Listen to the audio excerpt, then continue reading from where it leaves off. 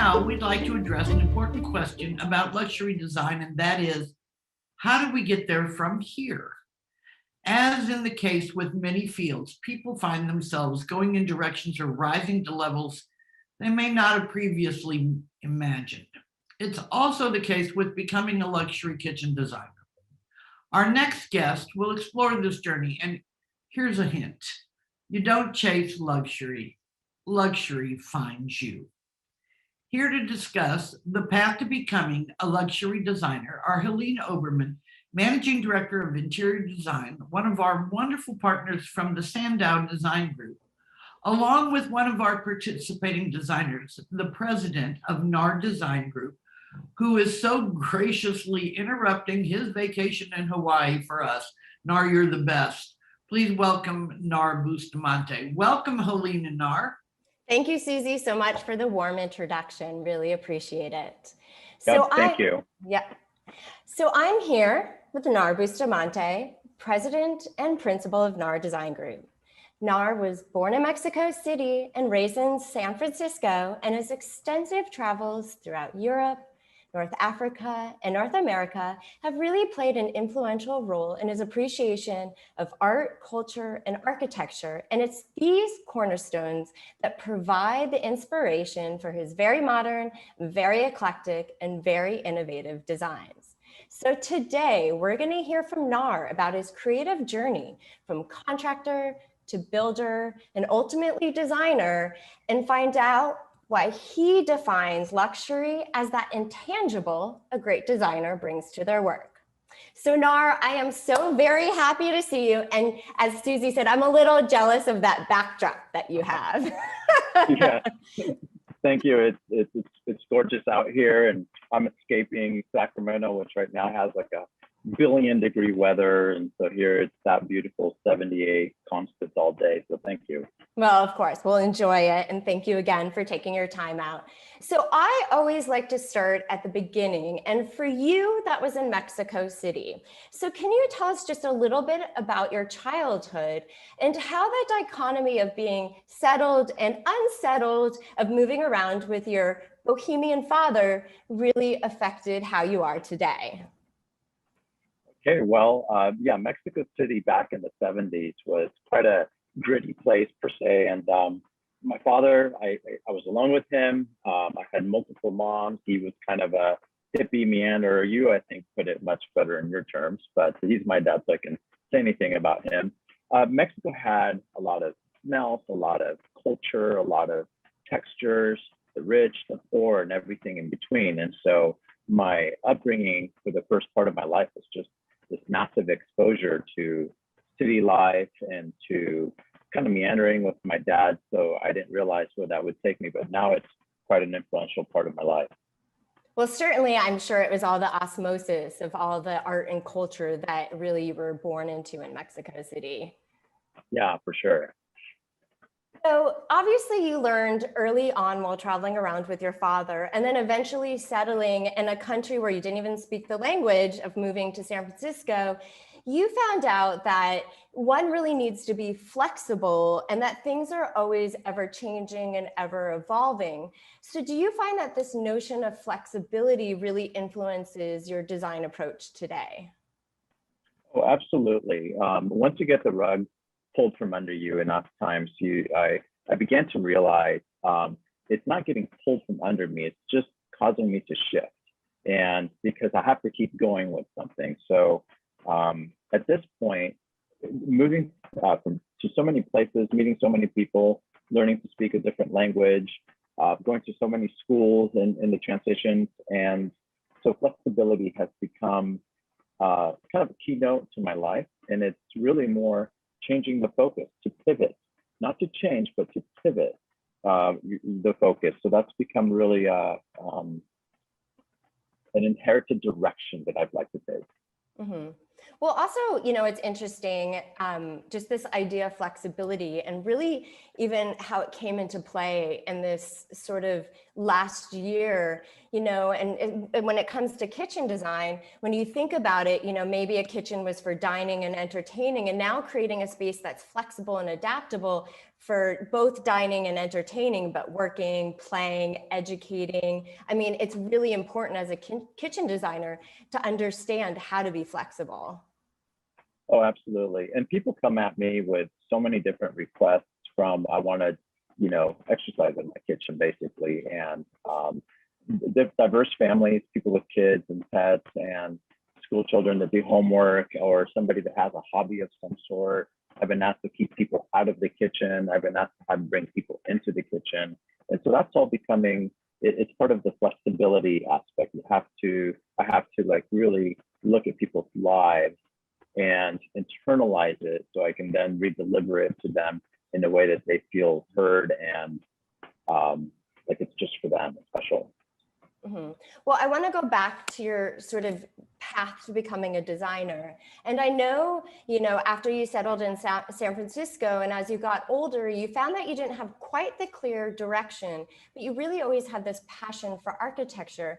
But can you tell us why it was actually not something that you ultimately decided to pursue when you got to college? Yeah, so earlier on in my life, for the summers, I had two uncles that were contractors. And so I worked with them in the summers for, I think it was $4 an hour. And it felt like good money at the time. But I think they were conning me. But I learned a lot of trades and hard work, getting up early in the morning, putting in an honest 8-hour day. And I was 14 and I did that every summer at 15, at 16, at 17. And I didn't really, like any other young teenager, have a major focus in my life other than be a teenager, make a little money in the summers. And so I acquired a skill set that I realized I like to work with my hands. And so going into school, and I really love architecture. I've always loved architecture. Everywhere I travel, I'm looking up, I'm going up to buildings. My dad would take me, up the elevator to a skyscraper to oversee Mexico City and San Francisco. And so it felt natural to me until I got in class. And then I started drawing by hand and kind of going through the architectural process and realized, oh, this is just absolutely not for me. I can't concentrate. I can't work here. Well, I do love that instead of studying architecture, you picked up on this love of working with your hands and obviously your experience of working with your uncles, and you transitioned into this role as project manager for a contractor. But of course, there's a funny anecdote that you lost a friend through this process as he was the one that was interviewing for this contracting job. Yeah, so I had a friend and he asked me to take him to a job interview because I had a car. I had this little red Volkswagen Bug and got me around. And so I took him to this job interview with a contractor, pretty high profile Swiss German contractor who was known to do these beautiful, complete Victorian renovations from the ground up. And we jackhammer out the foundation and remodel the whole Victorian inside and out. But during this job interview, my buddy was just kind of really BSing. He had no skills whatsoever. I think he installed one hardwood plank once and made it sound like he'd been at it all his life. And so not very impressed. The contractor then turned around and looked at me. I was just reading a magazine. And he goes, "You kid, how about you? You're looking for a job?" And I said, "No." He said, "Well, what do you know how to do?" And I remember saying, "Oh, I don't know, nothing," like a normal teenager would say. Then he started asking me questions, and before I knew it, I endured a 1-hour-long interview, and he said, "Well, I'm hiring you." Well, I'm actually glad that, as much as it's, terrible to lose a friend, you stuck out with the contracting. And it's actually the experience that you gained through contracting that you found yourself actually more and more immersed in the work of the architect. And I know it came a lot through this deciphering of architectural drawings. So really, how were you able to take, obviously these two-dimensional drawings and translate that ultimately into beautiful three-dimensional designs? Yeah, so working with a contractor, you get a lot of exposure to all sorts of different architects and interior designers and homeowners. And so over hundreds of projects, I got to see the good, the bad, and the ugly with good architects, bad architects, good designers, bad designers, how clients behave, and the process of construction and contracting in the in that whole process, I got to learn so much that I didn't realize was so critical and important to what is now what I do. Mm-hmm. So, well, it's, you had this great contracting job that you actually sort of rose in the ranks, but at some point you decided to take a pause. And this actually became one of the sort of key moments in your career because you ultimately decided to spend some time traveling throughout Europe and North Africa. And how has that cultural immersion during your travels really influenced the way you design today?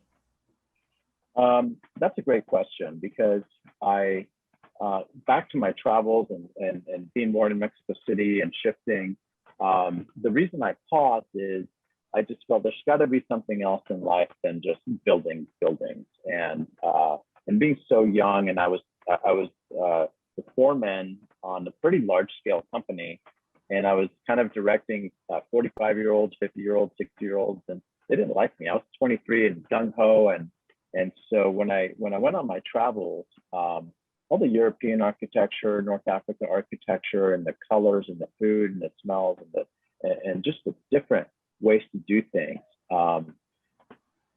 made me want to not just be a builder, but to really interject myself into how can it's an expression of life, the colors, the smell, the architecture, what can I do with this? So it really began shifting my focus from building to design, to being really more alive with how do I want to translate this in my life. Mm-hmm. So, but it's a time after your travels back on American soil in the Southwest, Santa Fe to be exact, really exposed you to this notion that design should be about quality. Do you find that this has really become a tenet of your work today? That is, quality is the primary focus, but it's not just quality of materials. It's quality of experience with the clients. It's quality of life that I give to myself. It's the quality I want my clients to have. It's the quality of workplace my employees have. And for me, it's never going back on that. And so anyone that knows me knows that if something is not quite right, I'll be the first to admit it and say, let's backtrack and make this right, because we need to deliver what we're all about. Mm-hmm. An important sort of responsibility of a designer is managing design challenges and acting as a problem solver for your clients. So can you actually tell us about how your time as a cabinet installer, which was another one of your many positions that you've held, really prepared you for becoming an interior designer? Absolutely. So after building a lot of great, huge, big, multi-million-dollar homes,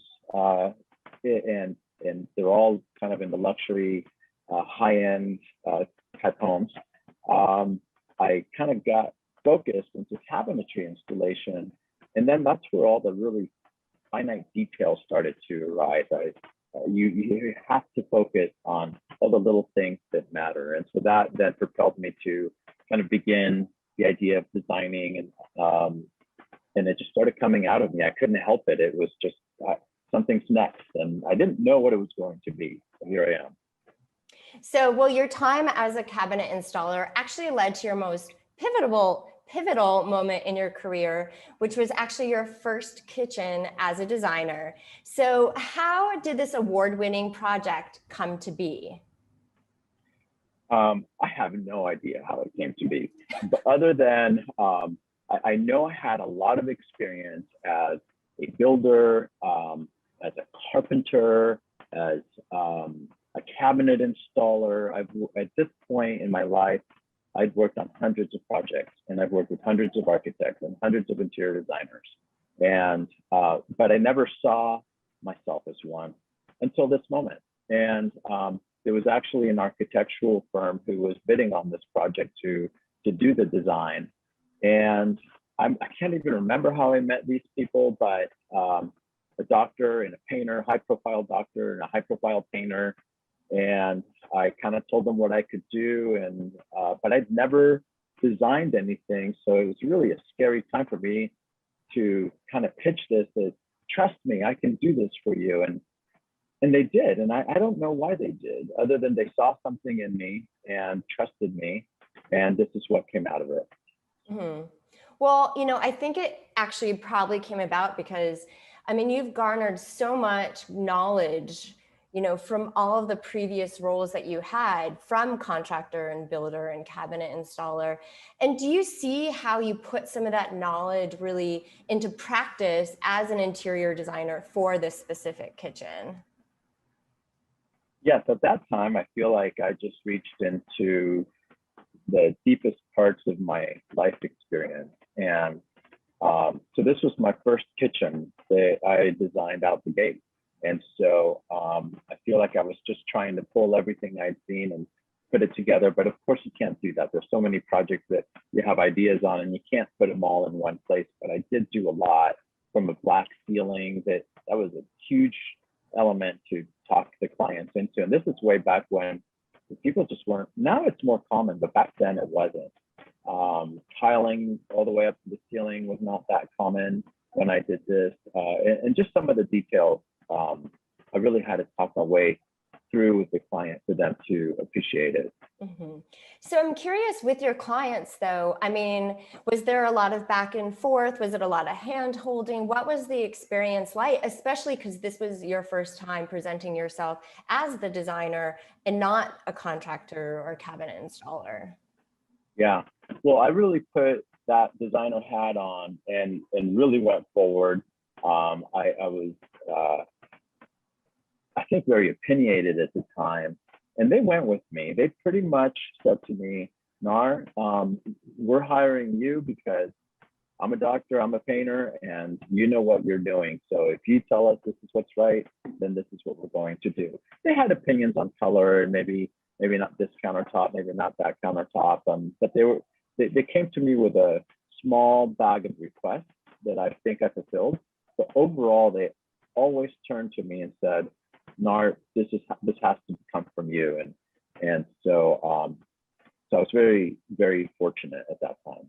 Mm-hmm. I'm curious also, was there a specific challenge for this kitchen project that you learned and knew, okay, moving forward, that I'm not going to do that ever again as I continue on this path to becoming a designer?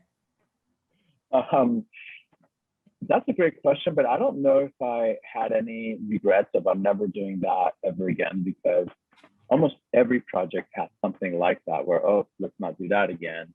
But it doesn't always present itself in the same place. The most difficult part of this particular project is that it was in a very large home with a very open plan in some areas, and there was a few other remodels that had happened. So how to blend it in and still have my own personal expression that also caters to what I think they want. That was super challenging in this home because it was kind of a builder special from the 80s kind of place. Mm-hmm. Well, today is all about luxury, and I want to sort of delve into this notion that you yourself define luxury as an experience. It's not about a product. So really, how do you describe the meaning behind that? That took pretty much my entire life up until now to understand that. Luxury is oftentimes mistaken for just a product that is expensive. And ultimately, that is a part of it. But really, what most people I have found look for in luxury is the entire experience. They want to know that they were catered to. They want to know you listen to them. They want to know it's hassle-free. They want to know that no matter what decision you make, it's going to be quality materials. No matter what decision you make, it's going to function really well. No matter what decision you make, it's going to really be a part of what expression they want to have in their life. So my whole process with the client, it's more about that than the actual product. We know the product is going to be nice because we're using beautiful materials and we have enough experience to put them together well. So ultimately, they already know I could do that. I've had clients actually that I think they're going to talk about the kitchen, and instead they're talking about the cookies I served at the table with their friends. So I have referrals that come to me and say, oh, we came here for the cookies. It's too funny. Well, you know, this actually sort of touches on my next question, which is really about how can communication become the best tool that you utilize with your clients to really understand how to how to design for them and ultimately create the most luxurious kitchen space? That's a great question. And I always start with not even talking about their kitchen. I open up conversation. I have a conference room, and it's almost like an hour's worth of, sometimes 2 hours worth of just chit chat. I start talking about where I've traveled and where they've traveled, and foods, and what kind of cuisine do you like, and where do you vacation. And I kind of stay away from the home and make them very comfortable in telling me about them. So I began to quickly learn all about their lives and where they vacation and what foods they like to eat, and what they do in their spare time. Do they golf? Do they bike? And so by the time I get to their kitchen or their space, they feel very comfortable with me, and that's part of the luxury process. Is they have to be completely in trust. If there's any element of the opposite of trust, you're not in a luxurious environment at that point. Mm-hmm. And it's interesting because we had talked previously about that idea of trust. And, you know, this is all about building a strong relationship with your clients, because ultimately, if they tend to trust you, they're not clients once, but they're clients for a lifetime. Absolutely. I have clients at this point that I've done up to 12 projects for the same person. And they tend to sell their homes, move into a new home. They tend to remodel. I've remodeled my own project because it's been 10 years. Then their kids, and then their spouses, and their kids. You know, it becomes a web. And so that's why it's so important to be so true to your client, because they will stand by you. And so what I say is, once I'm with you for life. Mm-hmm. Well, that's great. And it's obviously great advice for our audience. Well, I see from your work, because we have this beautiful kitchen up, that you really put a lot of thought into the materiality of a project. And even though that's not the end all and be all of luxury, of course, but can you tell us how this specific kitchen really exemplifies how much consideration you put into sort of the finishes and interior details into a design project? Absolutely. This particular project that we're looking at right now, very clean line, very sophisticated, but it's a very active kitchen. They have a large family. They have huge gatherings. I would say 3 to 4 per week. So that big table on the end, and then further they have table seating outside. I think there's a total of 11 linear feet of the galley workstation sink with 3 faucets, and there's another photo I think that will show that. Yep, on the right, you can see the big faucet on against 3 windows. So it's a really active kitchen. It looks simple. Any ordinary person who just comes in probably wouldn't think much of it, but it's so packed with almost every inspiration I've had of how to make the most elegant, simple, but yet highly functional space.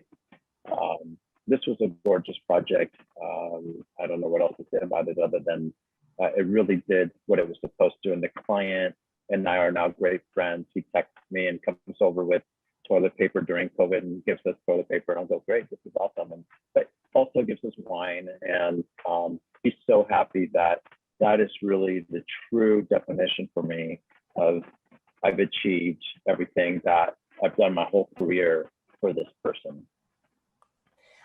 Well, for this project and also for the next one, you know, it's something that I always think about when I see work. And I feel like one of the, you know, more difficult tasks of being a designer is really knowing how to edit oneself and sort of curate how you're designing. But somehow, you know, I see in the work that you're doing that you're really able to sort of capture these very clean, modern spaces that may appear simple, but are actually still rather complex in design. Absolutely. And the complexity, when you look at an image and it feels easy and simple, a lot of times people confuse that with it was easy to build and to put together. This was a very complicated project. He's a graphic artist.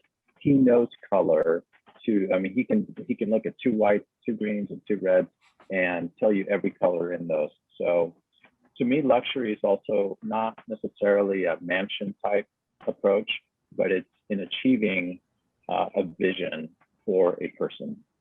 And because for him, this is full of luxury.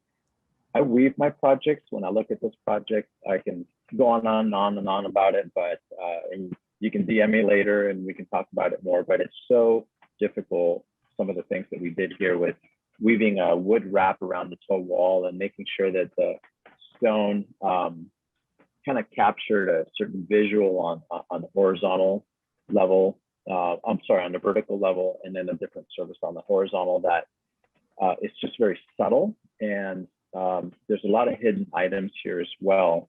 Like there's a sink on that right wall and you don't see it. It's behind a timber. There's a coffee station. The walls in the cabinets in the very back are only 8 inches deep because that's all there was. But we recessed that into the wall. So there's just a lot of power here, but it's really simple. And that's what makes it luxurious for the client, is that we've achieved everything he came to us with. Mm-hmm. So I think it's a lot about sort of what you don't see necessarily versus what you do see. Yeah. But I think for this project in particular, I think probably because he was a graphic designer, it's really just a prime example of how you don't see clients just as clients, but you really see them as design collaborators, correct? I do. They become, well, we're doing it for them. So they become collaborators, but I do take command in that no matter what information they have and no matter how much they think they know what they want, ultimately speaking, I'm the executor, I'm the one developing it, and I'm the one responsible for making sure it comes out right. So I do remind them that if they're going to hold me highly responsible to all this, they do have to listen to my process. They do have to play my game, and they do have to behave, because it's really the part where certain things are important to them, but they don't know how to execute it.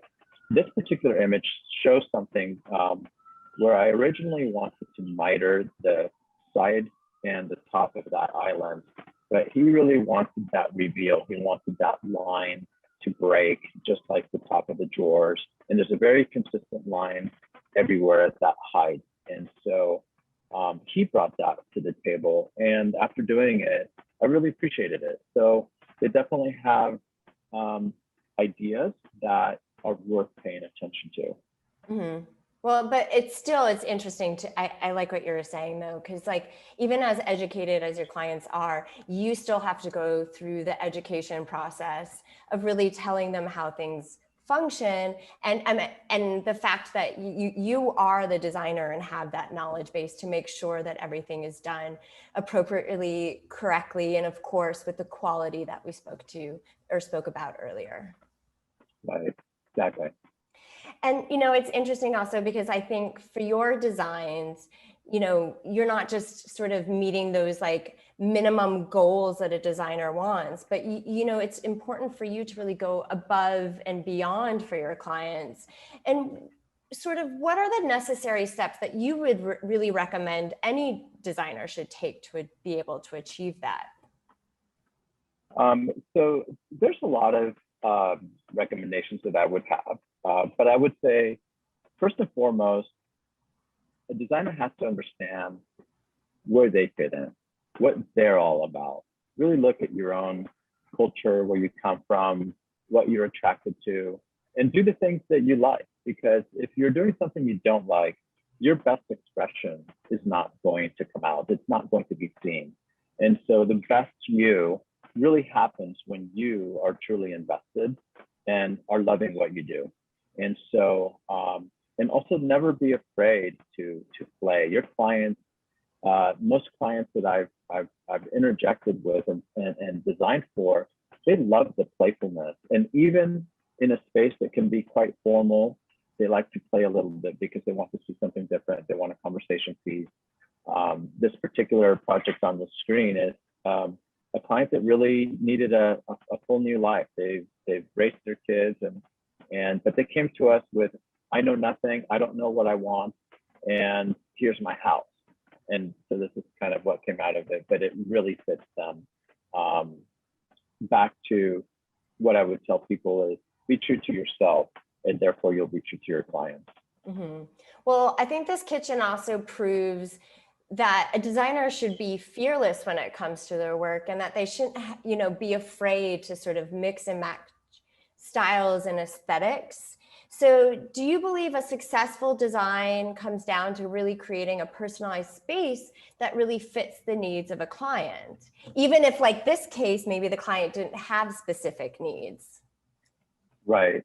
The client comes first, but here's the thing about, back to my Mexico City days and San Francisco days and whatever is, and also maybe not going to formal school for design per se, although I feel like I put in 1 million hours worth of education for myself in my process, but not having certain rules to stick to and having playfulness is gotten me into a lot of hot water in the past, but it's also part of what becomes what I'm known for. And people come to me with, I want a Harley Davidson kitchen, or I want a Prince tribute kitchen, or I want a glam this kitchen. And so, or I don't know anything, and this is what I come up with. But what is really important is that in this expression of mixing materials, I'm never shy to make a mistake, but you have to then be willing to correct it. And so, but the more eclectic I've gotten with my projects, it's almost like the less mistakes there are, because it opens up the pathway to certain things being acceptable that in a traditional kind of thought process, they wouldn't be. Mm-hmm. So I'm curious though, of the, Harley Davidson kitchen, the glam kitchen, have you ever said no to a kitchen and say, I won't design that? I don't know if I've ever said no. I've been rejected thousands of times. I think sometimes people come to me and realize, oh, okay, this is too much. I don't know. I'm not going to know what to do with NAR, and they really want to control the project. And when I say sign up for, how I do things, I've been rejected a lot. I have rejected some clients when I know they're not going to kind of sign up for my process. And but it's rare because I love challenges, and I've taken some really difficult spaces and kind of beat myself up to do what I possibly could. And I've always had pretty incredible outcomes. Do you have any advice for our audience in terms of if you come up against some of those more challenging clients or more challenging design concepts they're asking for? Absolutely. I think that the best place to start is not to think of materials, but to think of space.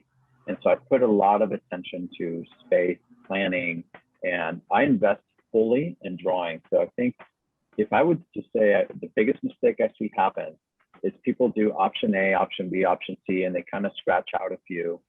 That does nothing, because you never develop the best of anything. You're developing ideas of things that may never even be able to come together. So I actually, when I design a project for somebody, I design it to completion the first time around before I ever show it to them. And a lot of people would say that's too much investment. How are you going to spend hundreds of hours? But what that does to me is it puts me in such an advantaged place with the whole process, because now it's almost difficult for them to say no to anything, because it's so woven and so thoughtful and so put together that we might do a few tweaks here and there, but you've given them 98% of what's going to stick. Versus if you give them 3 choices and it's not fully complete, you're giving yourself a lot of work. So how long does it take to typically build the most luxurious, beautiful kitchen? Well, that's a loaded question these days. Yeah. It used to be, if it was just the kitchen per se, I would say it takes us about 4 months. Well, now my cabinets are about 6 months out. So let's not talk about that, what's happening now. But I would say on average, we're about four months to really do a well-built and designed project. It could be 6 if there's a lot of structural walls to move and other spaces to deal with. And, you know, I know that you do specify some great manufacturers in your projects, but do you also find that you're customizing a lot of what you're incorporating into your designs? Oh, absolutely. And that's been kind of from early on a part of, I think, my gift is in Mexico City, you'd walk around and there's these toy builders and they're just hammering toys that will cut you, they'll poke you and cut you as a kid, but you know, there was no safety or anything like that. But you could see creativity on the spot. And how many times did I run into, oh, I just need to be creative right now. How am I gonna hold that table up? Or I designed this and now I don't even know if I could build it. So creating your own, I've gone to metal shops and build me this and I design it and kind of work with them on welding it in such a way. So I've always done something very customized to almost every project. So, I mean, it's great advice for the audience out there, really to find some of those craftspeople, right? And especially you could probably find them locally wherever you're based to really be able to incorporate that into some of the design work that they're doing. Absolutely. There's so much talent out there that you don't have. I don't have. As designers, we don't have it. We can think we have it. We can dream of it. But when it comes down to it, the talent is outside of us. And so bringing them into what we're doing is key to a project. I also say, always give your clients something really special that they didn't purchase, they didn't bargain for, and go above and beyond to, well, I just made this part extra wow. I know we didn't talk about it, you didn't pay for it, but I really wanted to see this happen. And they feel like if they feel like you're giving, they're going to give that much more to their future projects with you. Well, it really goes back to that idea of how important a personalized space is as well, and being able to provide that for your clients. I do have one last question though. I'm just curious, do you have a dream kitchen that you want to design, and what would it be like? Oh my gosh, a dream kitchen. You know, I dream about kitchens every day. And every time I think I've got a dream kitchen figured out, then the next day I just scratch it all out and go, no, that's not going to work. I'm actually in the process of redesigning my own kitchen in my home, and I am a really bad client to myself because I haven't gotten anywhere in a couple of months. But what I would say a dream kitchen is, and every project I do is my favorite project. I feel like once I create a project, it's almost like I have to let it go. It's like you make a little paper boat and you put it on the water and you watch it sail away. So I love my projects. I get very invested in them. My whole company and the people in my company invest everything they have, but then you let it go and it becomes time for them to enjoy it. And so as far as the favorite project, you know, it's almost the same for myself, where I think I'm going to do something, but as soon as I'm done building it, I know I'm going to say it's not my favorite anymore. That's too, well, you know, it's such a shame, but I totally get it. And like, I'm sure the moment you finish your own kitchen, you're like, oh, but I had this other idea that just came about. But, you know, it'd be interesting, obviously, to be able to use your own kitchen, sort of a test lab to figure things out that you can ultimately use for future clients. You know, and to finish that, I want to finish that answer in a way that I really feel, and that is, my favorite kitchen is a place where there's large gathering table and people gather, and there's laughter and food. And so it's, again, less about the kitchen, and luxury is about living. It's a way of life. It's about how you allow people into your life.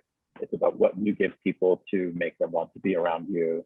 And so for me, that's ultimately what's luxury.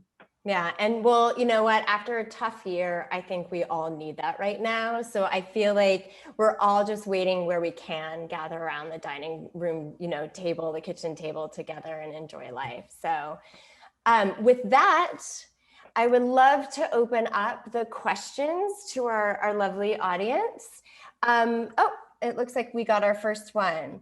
So how important, especially after we just heard about your journey, is a formal education process in becoming a luxury designer?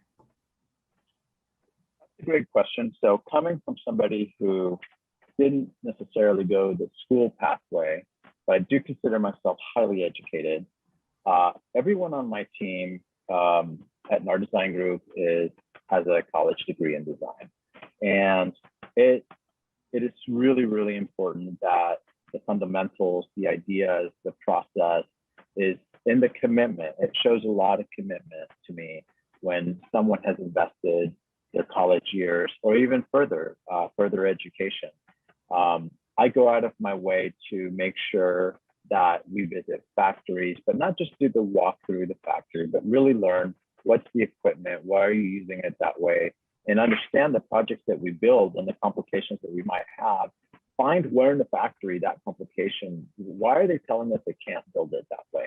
And find out and really get deep with understanding, what is a surface, what is Decton and Silestone and Cambria. There's so many different products out there. I'm not saying one is better than the other than understand which one is right for your project.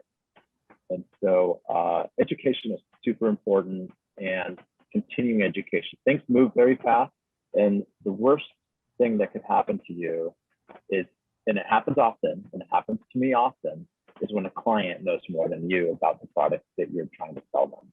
Mm-hmm.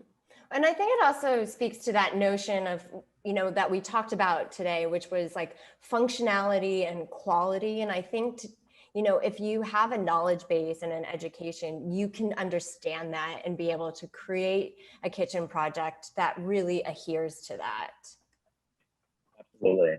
Absolutely. So we have one more question here. So what kind of marketing do you do to build your credibility in the community?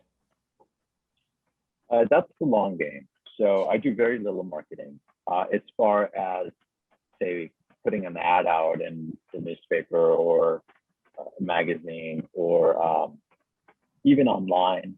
And so the best marketing is life experience.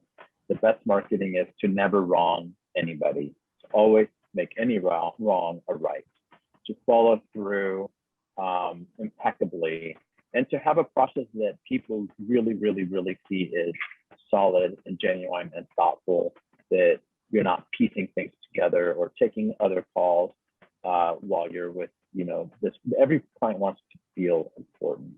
And so advertising is a way of life. It is not a singular ad out in a particular magazine. It has to come from all directions. When people come to me, they don't know how they got to me. They just say, I've heard your name. I've known about you. I read about you. I Googled and there you came up. I know this image of you, that my neighbor talked about you. And so that is a way of life. It's not a singular item. And, it also goes certainly back to what we spoke about earlier, which is, it's also about building that strong relationship with the client, knowing that client will continue to bring you projects, that client will continue to recommend you, I'm sure, to their friends and family as well, correct?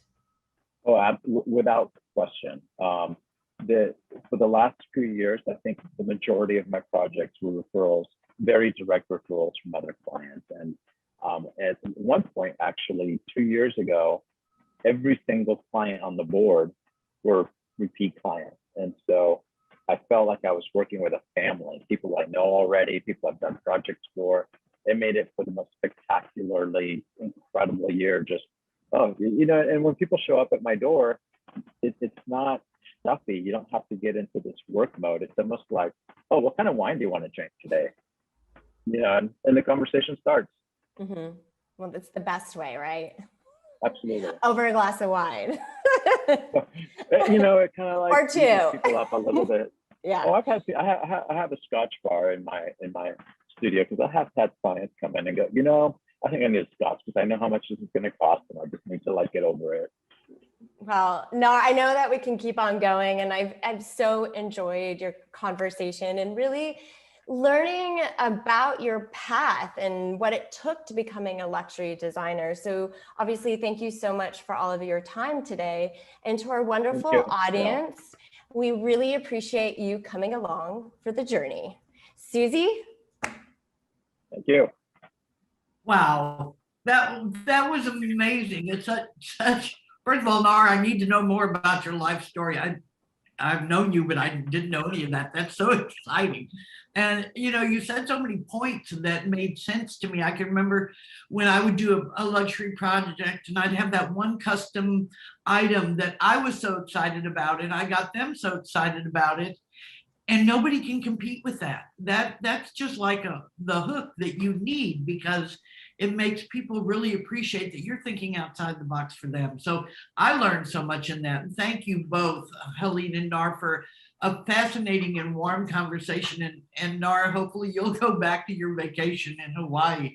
As you pointed out, the journey is so often unpredictable, and I'm sure so many of our viewers can relate to the twists and the turns that your career path and everybody's career paths take and where they might lead us. So thanks so much. Very on point discussion. Thank you guys.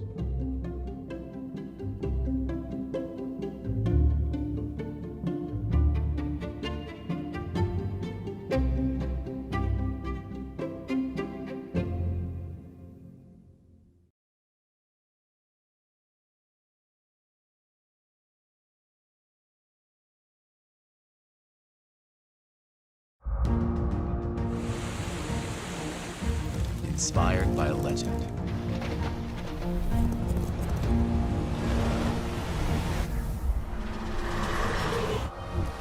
Born from nature.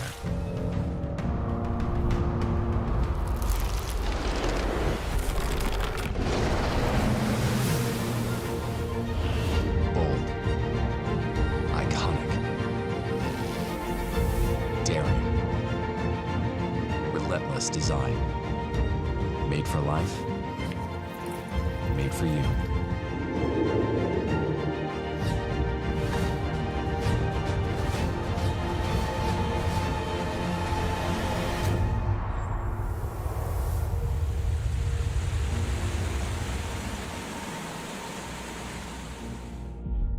Cambria, a legend in every design.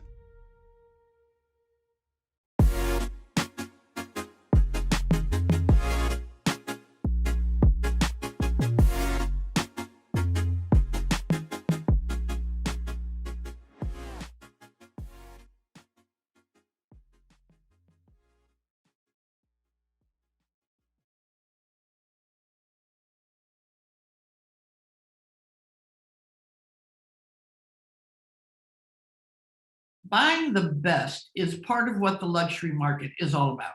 And as we said yesterday, it's not always about price, but about the highest quality products and services and getting the right design eye to curate and assemble it all properly. Our first panel discussion is the Luxury Kitchen Deconstructed. This really gets down to the elements that propel a kitchen into the realm of the ultra high end. We're going to take apart the kitchen design process piece by piece and see the vital parts that come together to make this spectacular whole. Our panelists are a designer and a client who will talk about their journey together. The designer is one of the top tier participants in our study. She's a two-time best overall kitchen winner in our annual NKBA design competition and principal of Studio Dearborn in Mamaroneck, I said it right that time, Mamaroneck, New York, Sarah Robertson, AKBD. Welcome, Sarah. Hi, Susie. Thank you so much for having me. I love your work. I was so excited when you won. And along with Sarah is one of her luxury clients who was kind enough to let us into her fabulous home, Carla Zinman. Hello, Carla. Hi, Susie. How are you? Wonderful, thanks. And leading our discussion, I'm happy to welcome our moderator from the House of Brinson, Susan Brinson. Hello, Susan. Hi, nice to see everyone. Nice for you to be here. It's great that y'all have joined us today. So I'm going to back out and take it over, Susan. Wonderful. Well, thank you, everyone. Today, we're going to deconstruct the luxury design experience. And we're going to look at it from two sides, the design side and the client side of the project. And I'd like to introduce who you guys have met, Sarah Robertson, who designed the kitchen that we're going to be discussing today, and Carla Zinman, the client and homeowner. And my name is Susan Brinson, and you can find me at House of Brinson on Instagram. And I focus mainly about talking about my historic home renovation online. So I am beyond excited to hear what we're going to talk about today and how all of the pieces of the luxury experience come together. And Sarah, did you want to tell us a little bit more about your practice? Yeah, sure. I've been a kitchen designer for 15 years, and I'm principal of Studio Dearborn. And it's been an amazing ride. I started in corporate life. I got an MBA and, worked in management consulting, and just never felt like it was quite the right fit for me. And just sort of fell into this after being a real estate developer for several years. So, and working with people like Carla is the absolute best part of everything I do with kitchen design. So I'm really excited to be here today to talk about it. And where can we find you on Instagram? My handle is @Studio Dearborn on all the social media platforms. Wonderful. I want to make sure we can all connect after. And Carla, tell us a little bit more about yourself. Hi, everybody. So my name is Carla Zinman, and I am the owner and founder of Round Hill Design. I, similar to Sarah, started off in more of the corporate world. I went back to school. I went to design school in New York and met my husband, started a family, and my husband and I bought a plot of land north of New York City like 6 years ago. And we've been on this journey of building a home there. And I met Sarah and hired her as my kitchen designer, which is now like a while ago. I've been very lucky that Sarah and I have remained friends and have actually worked together in the design world. So I'm very happy to be here to talk about this project. Obviously, it was a labor of love for me, and I can't wait to dive into the details. Wonderful. Well, you guys collaborate really, really well together. Before we get into that discussion, I'm wondering, Sarah, if you can give us an overview of the project. And I think that we also have some images that will help to give everyone context about the project we're going to be discussing today. Yeah, I'd love to give you a super quick overview so we can jump into the discussion. But this project is a new build. It's Carla's first home outside of the city. It is an absolutely spectacular, beautiful location in Westchester County, rolling hills, beautiful views. And, the space is all open on the inside, rooms flow into one another, and everything kind of needed to speak. Each room needed to speak to the next, and so on. So, so this was my first project with Carla, certainly not my last. And Carla's first home, and also Carla's first, interior design project. So it was a bunch of firsts. Wonderful. So Carla, this question is for you. Kitchens and lifestyle and luxury are so very personal. Everyone has a different point of view about what they're looking for. How did you connect with Sarah and know you'd be working on your kitchen together? So I found Sarah on Instagram. I found her on Pinterest. I found her on House. I was obviously very passionate about building this house because I was also studying design in the city. So I started following her on these platforms, and then I casually started to stalk her and contact her about her availability to work on this kitchen with me. And I absolutely fell in love with her design aesthetic. We align in a lot of ways. We both are obsessed with organizational detailing. And I think what I really appreciate about Sarah's work is she really seems to push the envelope in creating new ways to store things and new ways and new materials, and just is really open to try something new. And I am similar. I wanted to do something different in every way that I could possibly do it. So it was what I thought to be like a great match, and it exceeded my expectations, and my expectations were very high to begin with. So it was great from start to finish. Wonderful. So this next question is for Sarah. I love the quote from Deanna Vreeland about giving people what they didn't know they wanted yet. And that's the thing, is that you know you want it, but you don't quite know what it is. And luxury details fall into this category. It's the thing that you love, but you might not have thought about. How did you work with Carla to understand where to add those luxury moments to add that sense of enjoyment to her home? I think the most important part of the process is just investing the time in it, the time to get to know your client, the time to get to know the space, and taking the time to really get to know how they live. And I know that, you hear designers say this over and over again, but it's really so true. You just kind of have to put, the process in the beginning into a little bit of a slow gear, I think. As you're getting to know one another. And as my clients speak to me kind of about their lifestyle and about their family, I try to have this kind of the wheel spinning in the back of my head in terms of, what does this mean in terms of what I can give them in their kitchen, especially things that they may not have thought about. So it's, it's a challenging process. I find that after every client meeting, I'm like absolutely burned out, like I just ran a marathon. And I now only allow myself to have one long client meeting per day so that I can kind of recover and sort of download everything that I feel like I heard and I learned and digest a bit. So that's been a learning for me. But so I think it's really kind of taking that step back and allowing yourself to kind of visualize the space first. I try to visualize my clients in their space first. And then the second step is to try to get them to visualize themselves in the space. And of course, there are great tools for that. I use 3D renderings, which are just so fantastic and helpful. But we also kind of have to play games sometimes and sit down and look at that rendering and kind of pretend like we're walking through the kitchen. So it's important to take the time to go through that process as well. It's not just about creating pretty renderings and saying, here, how does this look? You really want to dig down and say, how does this feel? And I think that takes a lot of energy.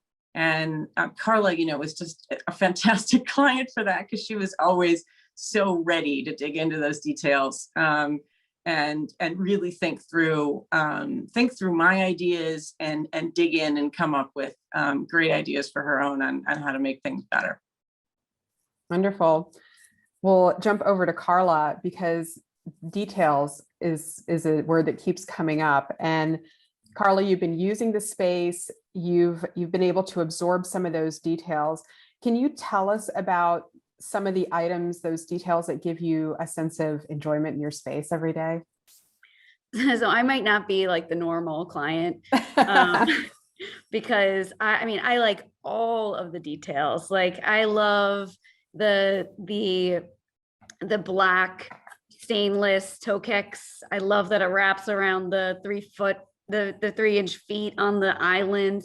I love that the cabinetry goes all the way to the floor and it looks more like a piece of furniture than it does this sort of floating built-in. I love the inset cabinetry and just the flush cleanness of that detail. And Sarah, instead of doing a traditional shaker, it's the profile on the shaker is so thin that it just feels so much more modern.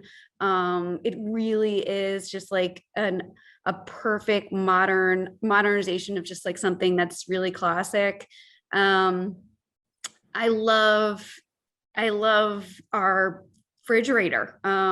We did this we did this paneling that was like something out of that movie with Russell Crowe, A Beautiful Mind. It's like, you know, it's a 7-board repeat. So it's a perfect alignment of these boards. So the space and the cracks between the appliances, like the refrigerator and et cetera, are perfectly planned. So they are almost invisible between the planking. And it was just, I mean, it was planned to perfection, and it was executed to perfection. And I think that is not always the case. And as you can see, the paneling, if it wraps behind the main stair, and then it wraps into into our pantry and breakfast area.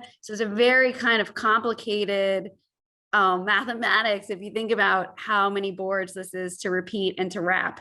And we just, you know, there was no time where it felt like it was too much for Sarah to sit down and really think through it with me and with the installer. And it's just, and it's clear when you look at it, just that every detail was thought from beginning to installation.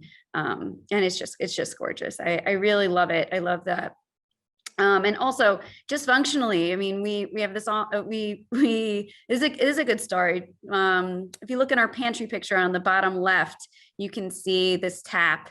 This is actually an iced coffee tap by Wandering Bear Coffee, which makes the most delicious iced coffee on the planet.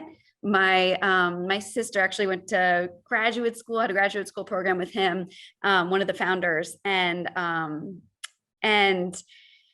we came up with this idea because my husband is in love with iced coffee. He drinks it even in the middle of February when it's like -20 degrees. He will have iced coffee. So I was like, you know what, how can we get iced coffee in this kitchen? And Sarah and I had met in New York City at this tiny little coffee shop that was like 10 feet by 10 feet. And you're like, how are they fitting a 24 by 24 kegerator with all of the other stuff that they have? So we asked them, and it turned out that the kegerator was in the basement. And Sarah and I were struggling because there was nowhere to put it in this kitchen. And then we were like, oh, why don't we just put it in the basement? So we did, you know, and this is one of those examples of like something that's not expensive. It's like a college dorm style kegerator and a fantastic iced coffee distributor, but and you just plug it in. I mean, it's just a kegerator, and it pumps up to the pantry, and we enjoy it more than one time a day. Unfortunately, on my coffee diet is not is a little extreme, but it's just a fantastic feature.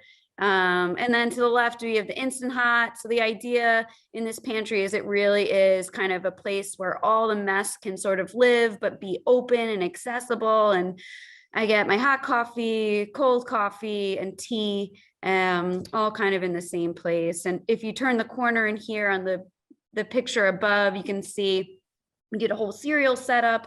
I've got a 6-year-old and a 2-year-old. And what you can't see is right underneath in the toe kick is a step stool. So my 6-year-old and my 2-year-old actually can pull it out and walk up the step stool, make their own cereal and sit down by themselves. And if you're a parent, you get, like, if you can get your kids to make their own breakfast, it's like a big win. So and I think that's all because it was just set up in such a smart way. So there's a lot of things I love. And then we set up this marker setup as like a homework center for my kids. And, you know, we had done all of this before we realized that there was a pandemic coming, but you can imagine having access to markers, pencils, all of my daughter's workbooks has just been a blessing, because we just stay organized when it comes to homework, and everything stays, you know, when everything's kind of has its own place, my kids know where to put it. And one of the questions Susan asked me when we were looking at this picture was, wait, does that really stay that clean? And it does. It does, because it has everything kind of has its place. So it's been wonderful. Well, it seems like time is certainly a luxury.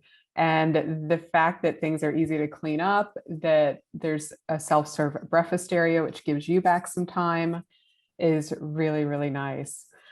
Sarah, I want to ask a follow-up question to this, because this kind of organization and planning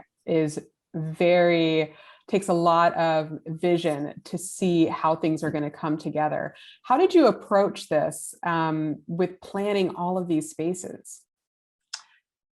This was a time-consuming project, as I'm sure you can imagine.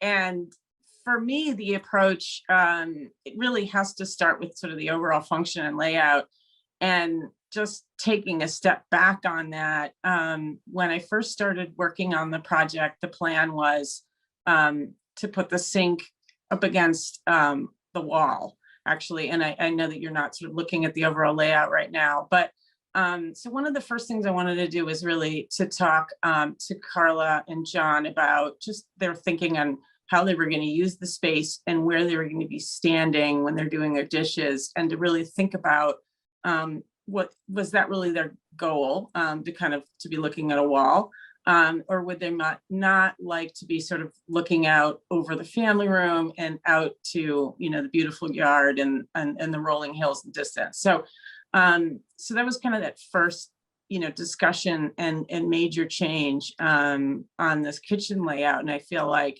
it was really kind of monumental in the sense that then we were able to get symmetry in the back wall and all of those things that make this view just so pretty. So that was kind of the first step, is really to nail down, I think, that general layout, and then we could start digging into aesthetic details.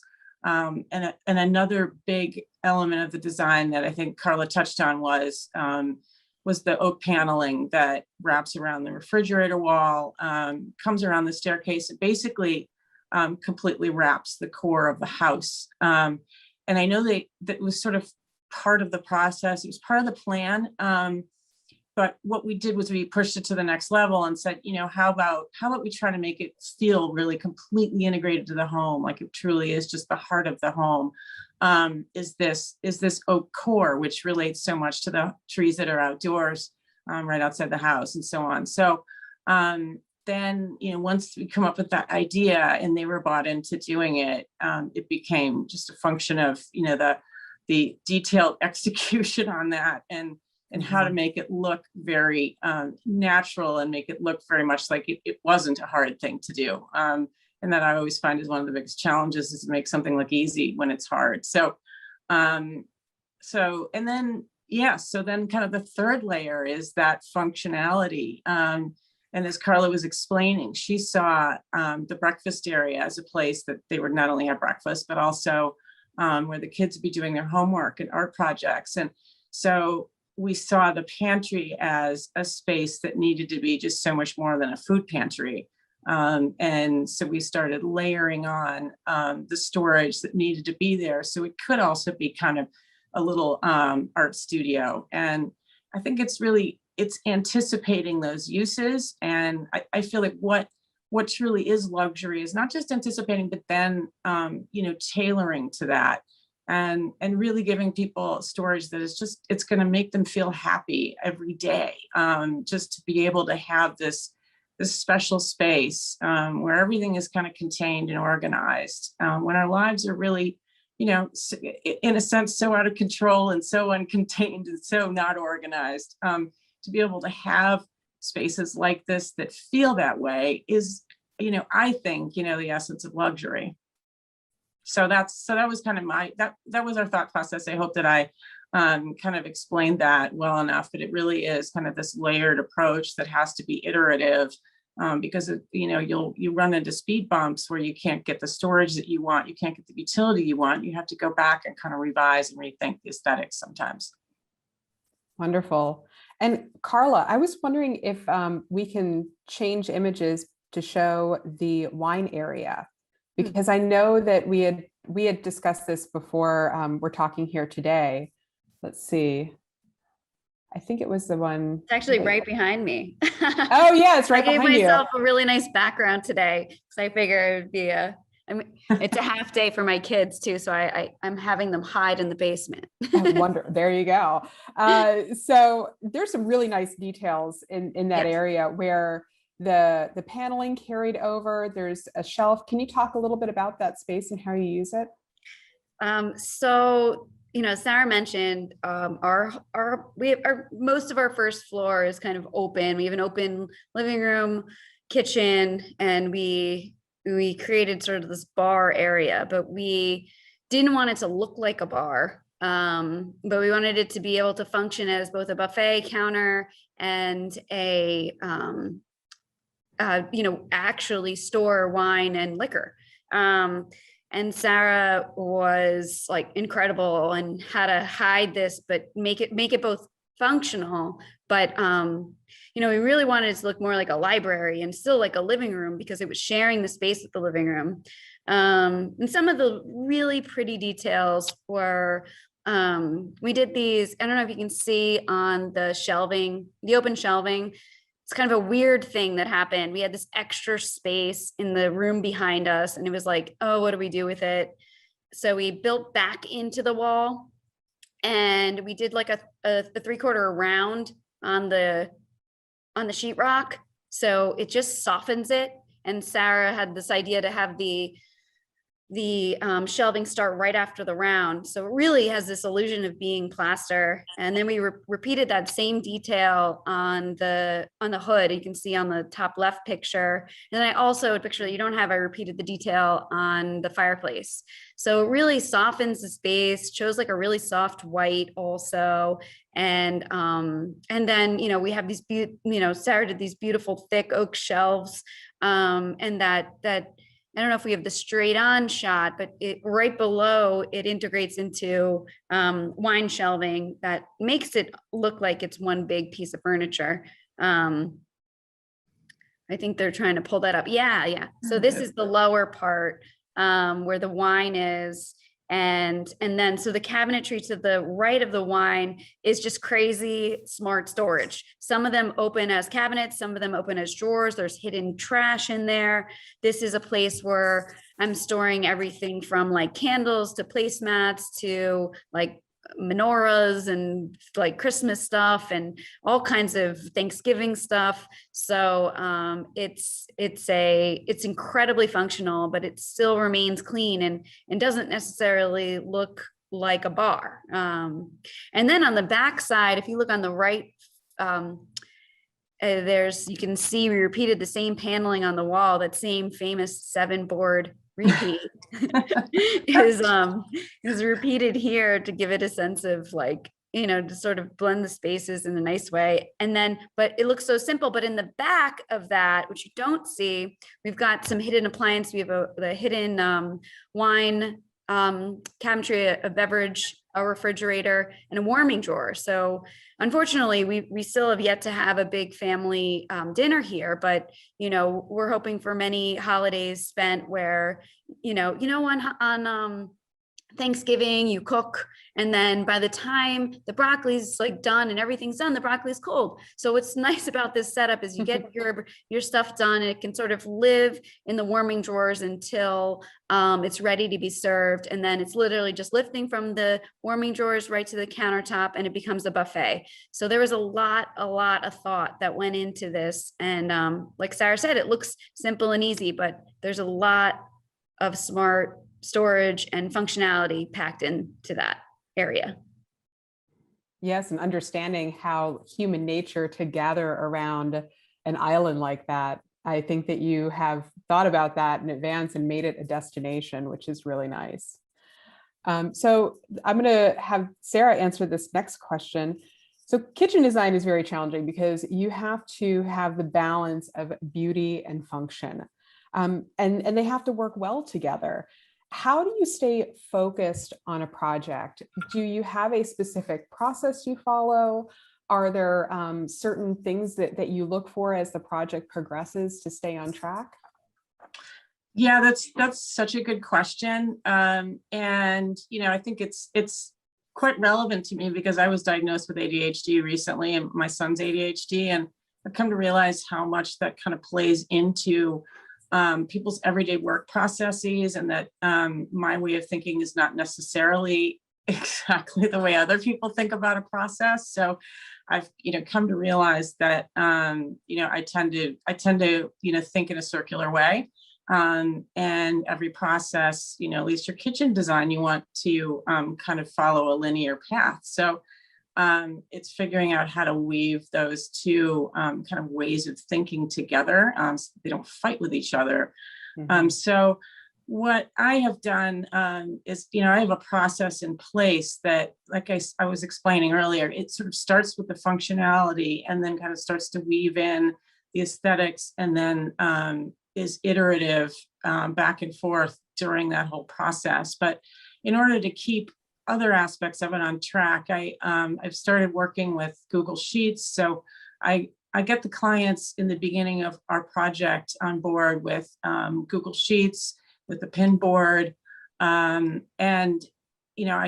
tried project management software in the beginning and found that we just weren't getting enough people who are comfortable with that platform. So kind of backed away and said, all right, what can we do that's simpler to keep us all kind of on the same track?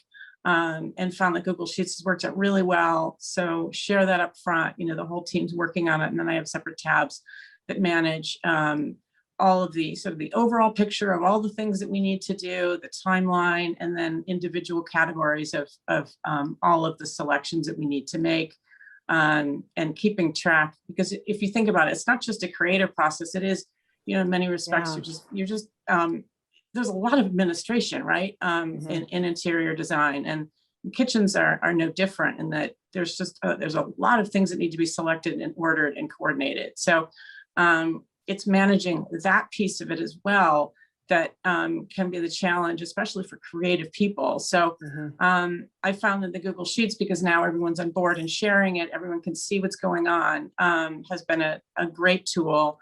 And then we use Pinterest for and House as well for the visuals. And because we actually will work with designers who aren't even Pinterest friendly sometimes, then we'll go to doing mood boards. And I love using Canva for that. And Canva is, a shareable platform. So our team members can be on it, clients can be on it. Clients like Carla and I would share things back and forth and do mood boards that way. So so it's kind of finding those platforms and those tools that work for everybody. And then, of course, every meeting needs to have an agenda and figure out your deliverables, what are the decisions you want to make to keep everyone on track, because those creative meetings can just kind of go haywire if you don't have that structure. So yeah, I hope that gives you a couple hints into some tools that have been helpful for me. Oh, that's wonderful. I think that also your comment about, the idea of a linear process versus a circular process. Whenever you're dealing with a space like a kitchen that has so many different layers and so many different decisions that have to be made, I imagine that circular process can be very handy if you understand it in depth, because then you can keep going back and checking in and readdressing things and making sure that it still makes sense. Versus just saying, oh, that's done, moving on. Exactly. You're constantly having to kind of go back and check in on the decisions that you maybe made 2 months ago, the assumptions that you made, and as other aspects change, it can be a domino effect. You need to go back and double check and make sure that all those assumptions still really apply. Exactly. Yeah. Well, I have some fast questions, a little bit more rapid fire here, and some fun ones. And I'll ask each of you to answer. One thing a kitchen should never be without. Is that for me? Yes. Or is that for, okay. No, go ahead. So many things, but I would say a custom slide away waste can. The garbage cannot be sitting in plain sight. Fully agree. And it has to be custom. I like that. Sarah loves talking trash. She does it better than anybody. Trash is big in a kitchen, especially if you have a big family and lots of moving parts. It's that trash management. I'll tell you though, the one thing that Sarah's trash, my favorite thing about Sarah's trash is Here we go. You can put the roll right behind the trash can. It just fits literally perfectly. And it's just so easy. You're never looking for a bag. Looking for a bag, I think, is the most annoying thing about trash. So Sarah, you have managed to build a trash can, and then the bag storage is directly behind the trash can, so that you're just opening up your trash area, taking the trash out, zipping a new bag in there, and you're done. Yeah, literally the roll fits. So you just pull it like toilet paper. Or Yeah, so we just try to leverage, every inch inside that cabinet, and that's valuable space. So there's, the 2 trash cans are kind of, just barely fit in there, and then we get a big storage space behind it. And sometimes we'll leverage that space and turn it into compost instead.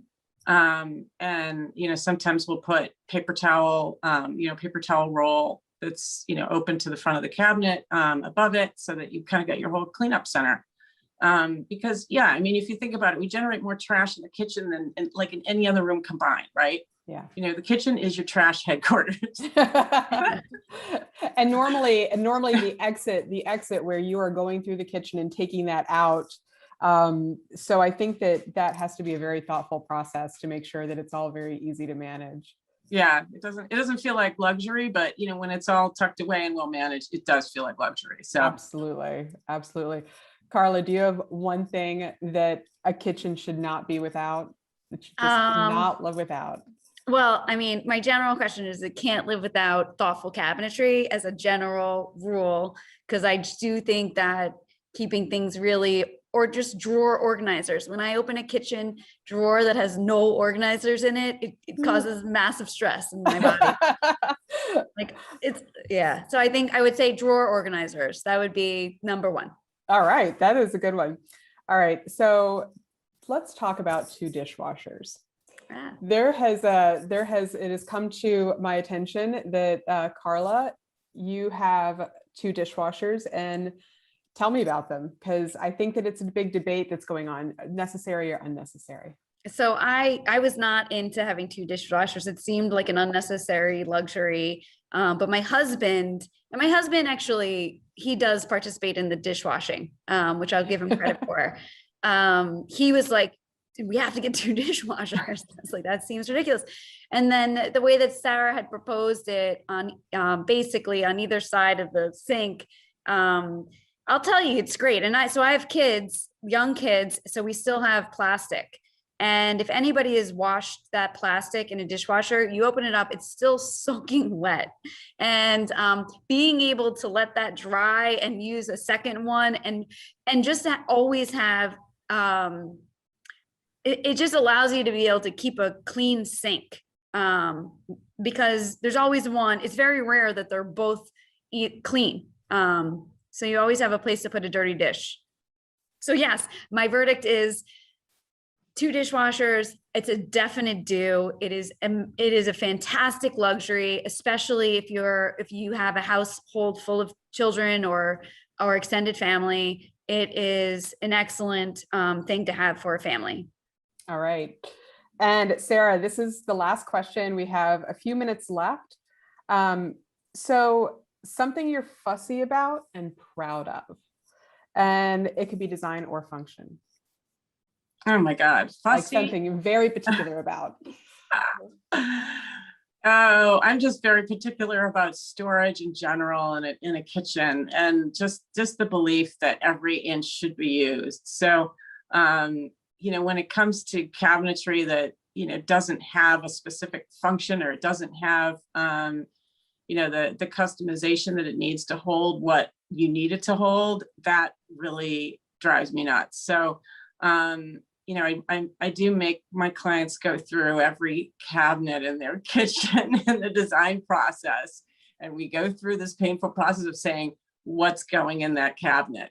Oh my gosh. If they can't figure out what's going in that cabinet, then, and if we hit upon more than 1 or 2 cabinets like that, I'm like, then why do we have these cabinets? Why are we not just making your windows bigger? Why don't we, open up this doorway a bit? What's this doing here? Kitchen designers, shouldn't be box salesmen. They should be thinking about what is the purpose of every single cabinet. In my opinion, it's hard work, but you wind up with a kitchen that actually serves a function, and every cabinet has its function. Now, admittedly, you know, your life changes over time, your storage needs may change, but I still think that thinking through that process, you can anticipate how things are going to change. And that's part of what we do is we'll talk about, you know, well, if your kids are young right now, this is what's going to go in this cabinet. This is going to be their plasticware. But as they get older, you know, maybe this becomes their sports water bottles. And, you know, we think that process through. So that's, you know, that's kind of my big pet peeve with kitchen design is when that doesn't happen, you know, that process needs to take place. And, you know, make that space count for something or just get rid of it. Yeah, I mean, you have to like use it or lose it to something else that might make more sense in that space. All right, so we have 1 minute left and I will ask you each, what's the one thing that you would splurge on, even if it made you wildly question the budget? Sarah, do you want to answer? Good cabinetry. Good cabinetry. All right, Carla, what would you splurge on? I would say, yeah, I would say cabinetry or maybe stone, maybe like the countertops. I think that's just a beautiful feature, and it's okay. Yeah. Very good. All right. Well, I think that we're just at 2 o'clock here. And I wanted to thank you both for having this conversation with us today. It was so enlightening. And I think that the themes that run throughout luxury are certainly time and storage and ease of use, as well as the beauty of the space. Thank you, Susan. It was so fun chatting with you today. Oh, Susan, I mean, I don't know if this is okay, but I forgot to say how people can find me if they want to find me in my intro. What's your Instagram? Oh no, I forgot to do that. So I don't know if that's okay if I do that. Absolutely. Yeah, if anybody wants to find me or and you know, eventually we'll get some more pictures of this kitchen and house up on Instagram, but you can find me on Instagram at Round Hill Design. Wonderful. Round Hill Design. Yeah, that's it. Thank you. Thank you, Carla. Thank you, guys. Yeah. And we haven't revealed this kitchen yet, but we will soon.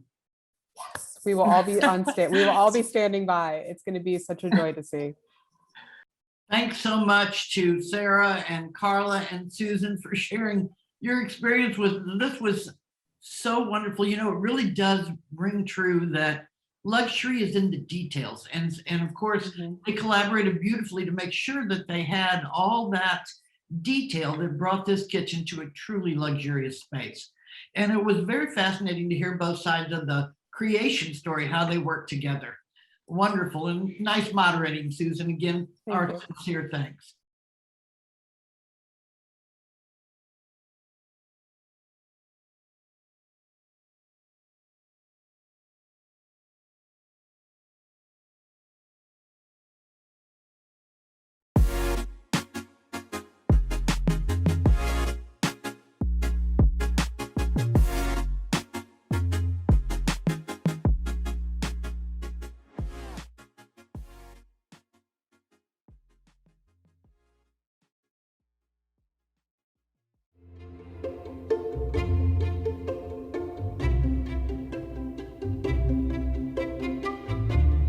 Now that we know who these customers are, our next session will take an in-depth look on how to deal with them.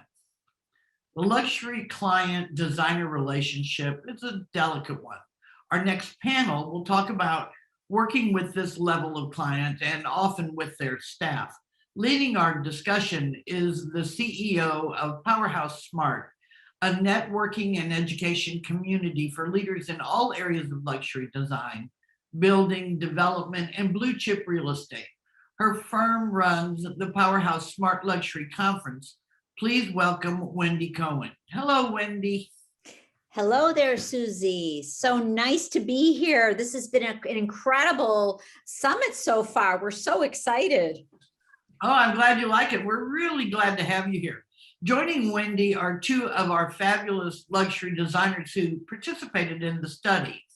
Our first is the owner and designer for Southern Studio Interior Design in beautiful Cary, North Carolina, Vicky Serany. Welcome, Vicky. Thank you for having us today. Oh, I'm so glad you're here. And thank you for participating in the study. And finally, a very talented designer from Highlands Ranch, Colorado, someone I'm proud to say serves on the NKBA Board of Directors, which we're proud to have her. She's been president of the NKBA's Rocky Mountain chapter and holds NKBA's highest design distinction, the Certified Master Kitchen and Bath Designer. Please welcome my friend, Jan Neiges. Hey, Jan. Thank you. Thank you.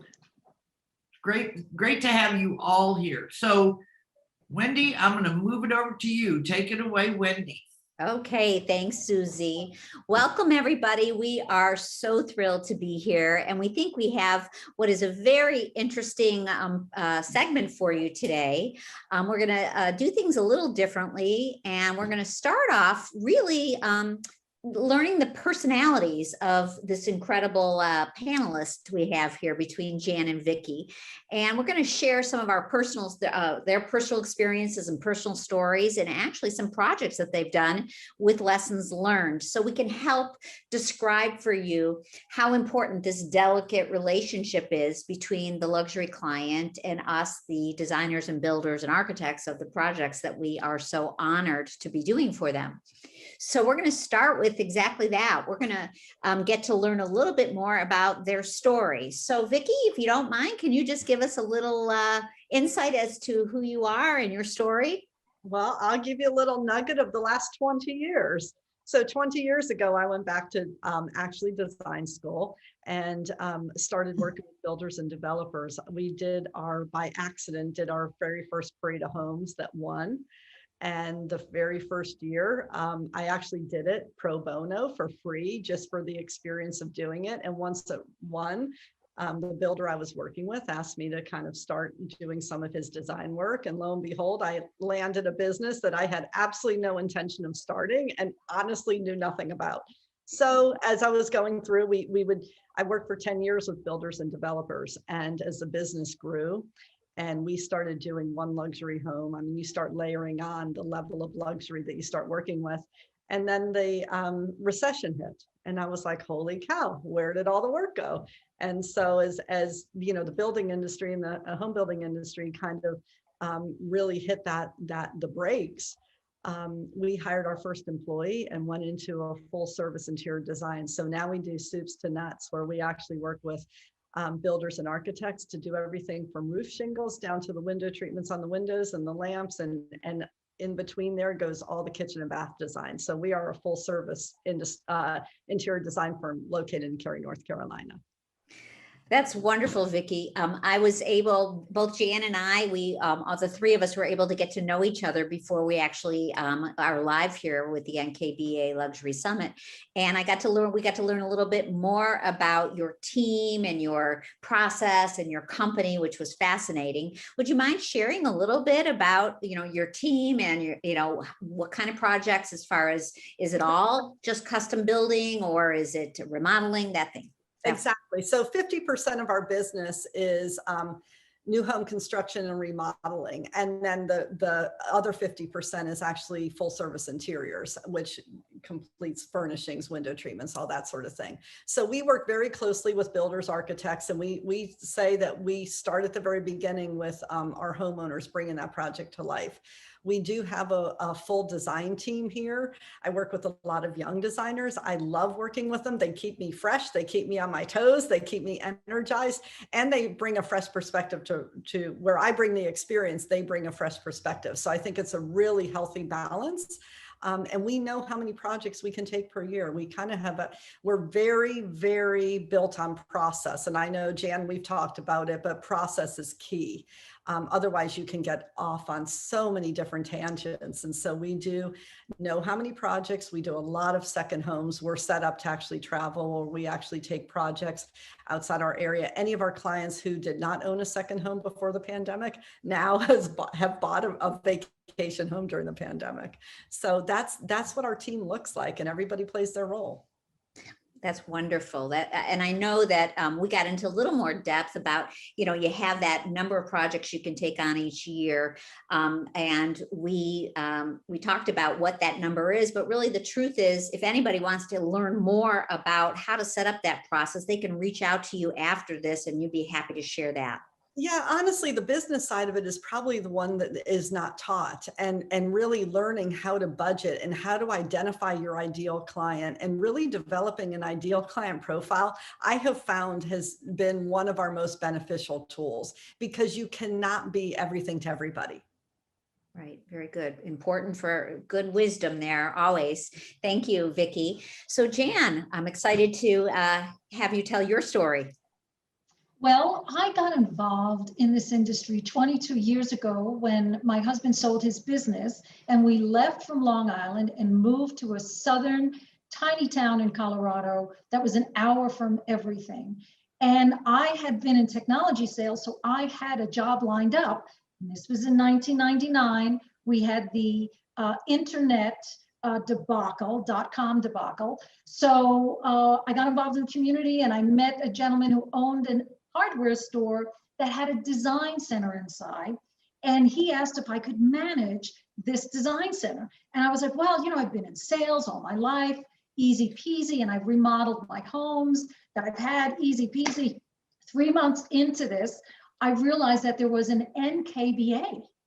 And there was a fax that came through for some master kitchen class in Utah. I quickly went. I was the newbie. I'm sure people in there hated me because I was in the front row raising my hand all the time, and everyone else was 10, 15, 20 years of experience. And then fast forward in 2008, I ended up getting a job to design a 3,000 square foot showroom in Denver. And the reason I was looking to move out of the community for work was, it's a numbers game. We all know what was going on then. And I found the job through NKBA job posting. And I thought, well, that's a great way to build up my resources, gain a client base before I finished designing the showroom. And I got involved in NKBA local chapter, and it just went on from there. And today, I currently mentor a lot of the graduates coming out of the local colleges who need these hours. And I just love giving back, because when I started in the industry, I was a one-man band. I had no one to turn to. And I remember 4 months into my first job 22 years ago, I heard about KBiz. Oh my God, how exciting that was. And I needed to learn a lot. And at the time, living in this small community, my main clients were builders. So I was helping them with new construction. And I did everything for them, from picking out stain color for a log and window design and fireplace, et cetera, et cetera. So when I went to KBiz, I took on the mission of being a journalist because I needed to absorb so much. And I took out an ad in the local paper and I did an advertorial. So for 1 full year, I garnered enough content at KBiz to fill a full year of advertorials. And then that was able to have the contractors say, wow, this girl knows what she's talking about. And then they started bringing in clients, and the rest is history. And I'm standing here on the panel. Wow, that's awesome too, Jan. Wow. And both of you have this deep connection with NKBA, which I want to delve into a little bit more as well. But tell us a little more. I was intrigued about your coaching and helping young or anyone in the industry. They don't have to be young, just emerging designers. Well, because of my strong sales background, I was stumbling in the beginning, working in a showroom and the sale process and so on. And a light bulb went on and I said, oh my God, I need to fall back on consulting selling. So practice and error, I created a process. And then when NKBA announced that they wanted speakers for voices from the industry, I thought this is great because, I'm a theater major. I'm not shy to stand in front of people, and I needed to really hone in on my process better. And so what I've been doing, going around the country with NKBA and even being hired as a consultant for other businesses, I talk about the selling process I have, which is called selling to design by not designing to sell. And it really is consultative selling but it's packaged for people in our industry. And I share my process, my documents, pricing, etc. That's wonderful. So for all of us that are here, if you'd like to use the chat function and reach out to Jan and learn more about her coaching, it sounds fascinating. Go ahead and put the person's name that you have the question for. And if it's just a general question, just the general question. And then at the end of today, we'll get back to our two experts here and we'll try to address as many questions as possible. But Jan, that is wonderful that you're sharing it and helping build everyone up, as well as you continue to do your amazing work. So I'm Wendy Cohen, as Susie was so kind to introduce us. And what I love most about Jan and Vicky and I being together here to do this is we have a lot of commonality. I started as a custom home builder, so it's very hard to take off that custom builder hat. I did that for 18 years. We went from 12 employees to 120. And we had 7 integrated profit centers, including a custom cabinet division. And so NKBA has been in my world since 1988. So we all have this, connection that we understand each other's world. And what we really wanted to do today is share the personalities of Jan and Vicky, and really some incredible insights, some golden nuggets, I call them, that light bulbs go off, that you'll really walk away with some new information that you can help build your businesses. So that's who I am. Don't forget to use the chat. We'll address that at the end. And we're going to start with our first question here for Vicky. So Vicky, what would you say is the biggest difference in working with a luxury client as opposed to maybe a client who's not quite in that sphere? Yeah, it is a special experience. And at the end of the day, it's really not about, it's not about the kitchen. It's really about the experience that we create for our clients. Our clients at this level of luxury, they're well seasoned. They know what they want. They have a vision. They have taste for quality. They have an appreciation for design. And it's our job to make them feel like they are our only client. And even though we could be juggling millions of balls in the background, we need to make them feel like they're our only client and really provide that exceptional experience for them. And so we have a process, everything down to when they come into the studio, how we do our presentations, the refreshments we serve. I mean, it is more than just designing a space for them. It really is an experience from the very first meeting to the very end of the installation. So that's what we really focus on. We really do focus on that. Right. So the light bulb that goes off in my head is that you're not just incredibly creative designers and you have a team, but you have a process, and that you're willing to share some of that insight with our audience, which is fabulous. Thank you for that. It is. And there is a very organized process. We look at 3 things before we take on a project. And, like I said, we have created our budget and designed our business that we know how many projects we can serve in a year, because we do want to produce quality work and we don't want to spread ourselves too thin. And right now, with where our industry is right now, it really is difficult to say no, but you can't be everything to everybody. And so what we do is we look at 3 things. We look at the client's timeline, we look at their vision, and we look at their budget. We want to know, because we like to say that we dictate the timeline, but oftentimes our trades and the contractors we are working with are dictating the timeline, and we need to be prepared for their schedules, right? We want to make sure that their vision and their budgets align. And if they don't align, there's going to be a disconnect and somebody's not going to be happy, right? And so we look at those 3 things, and we tell clients at our first meeting, we do not charge for our first consultation.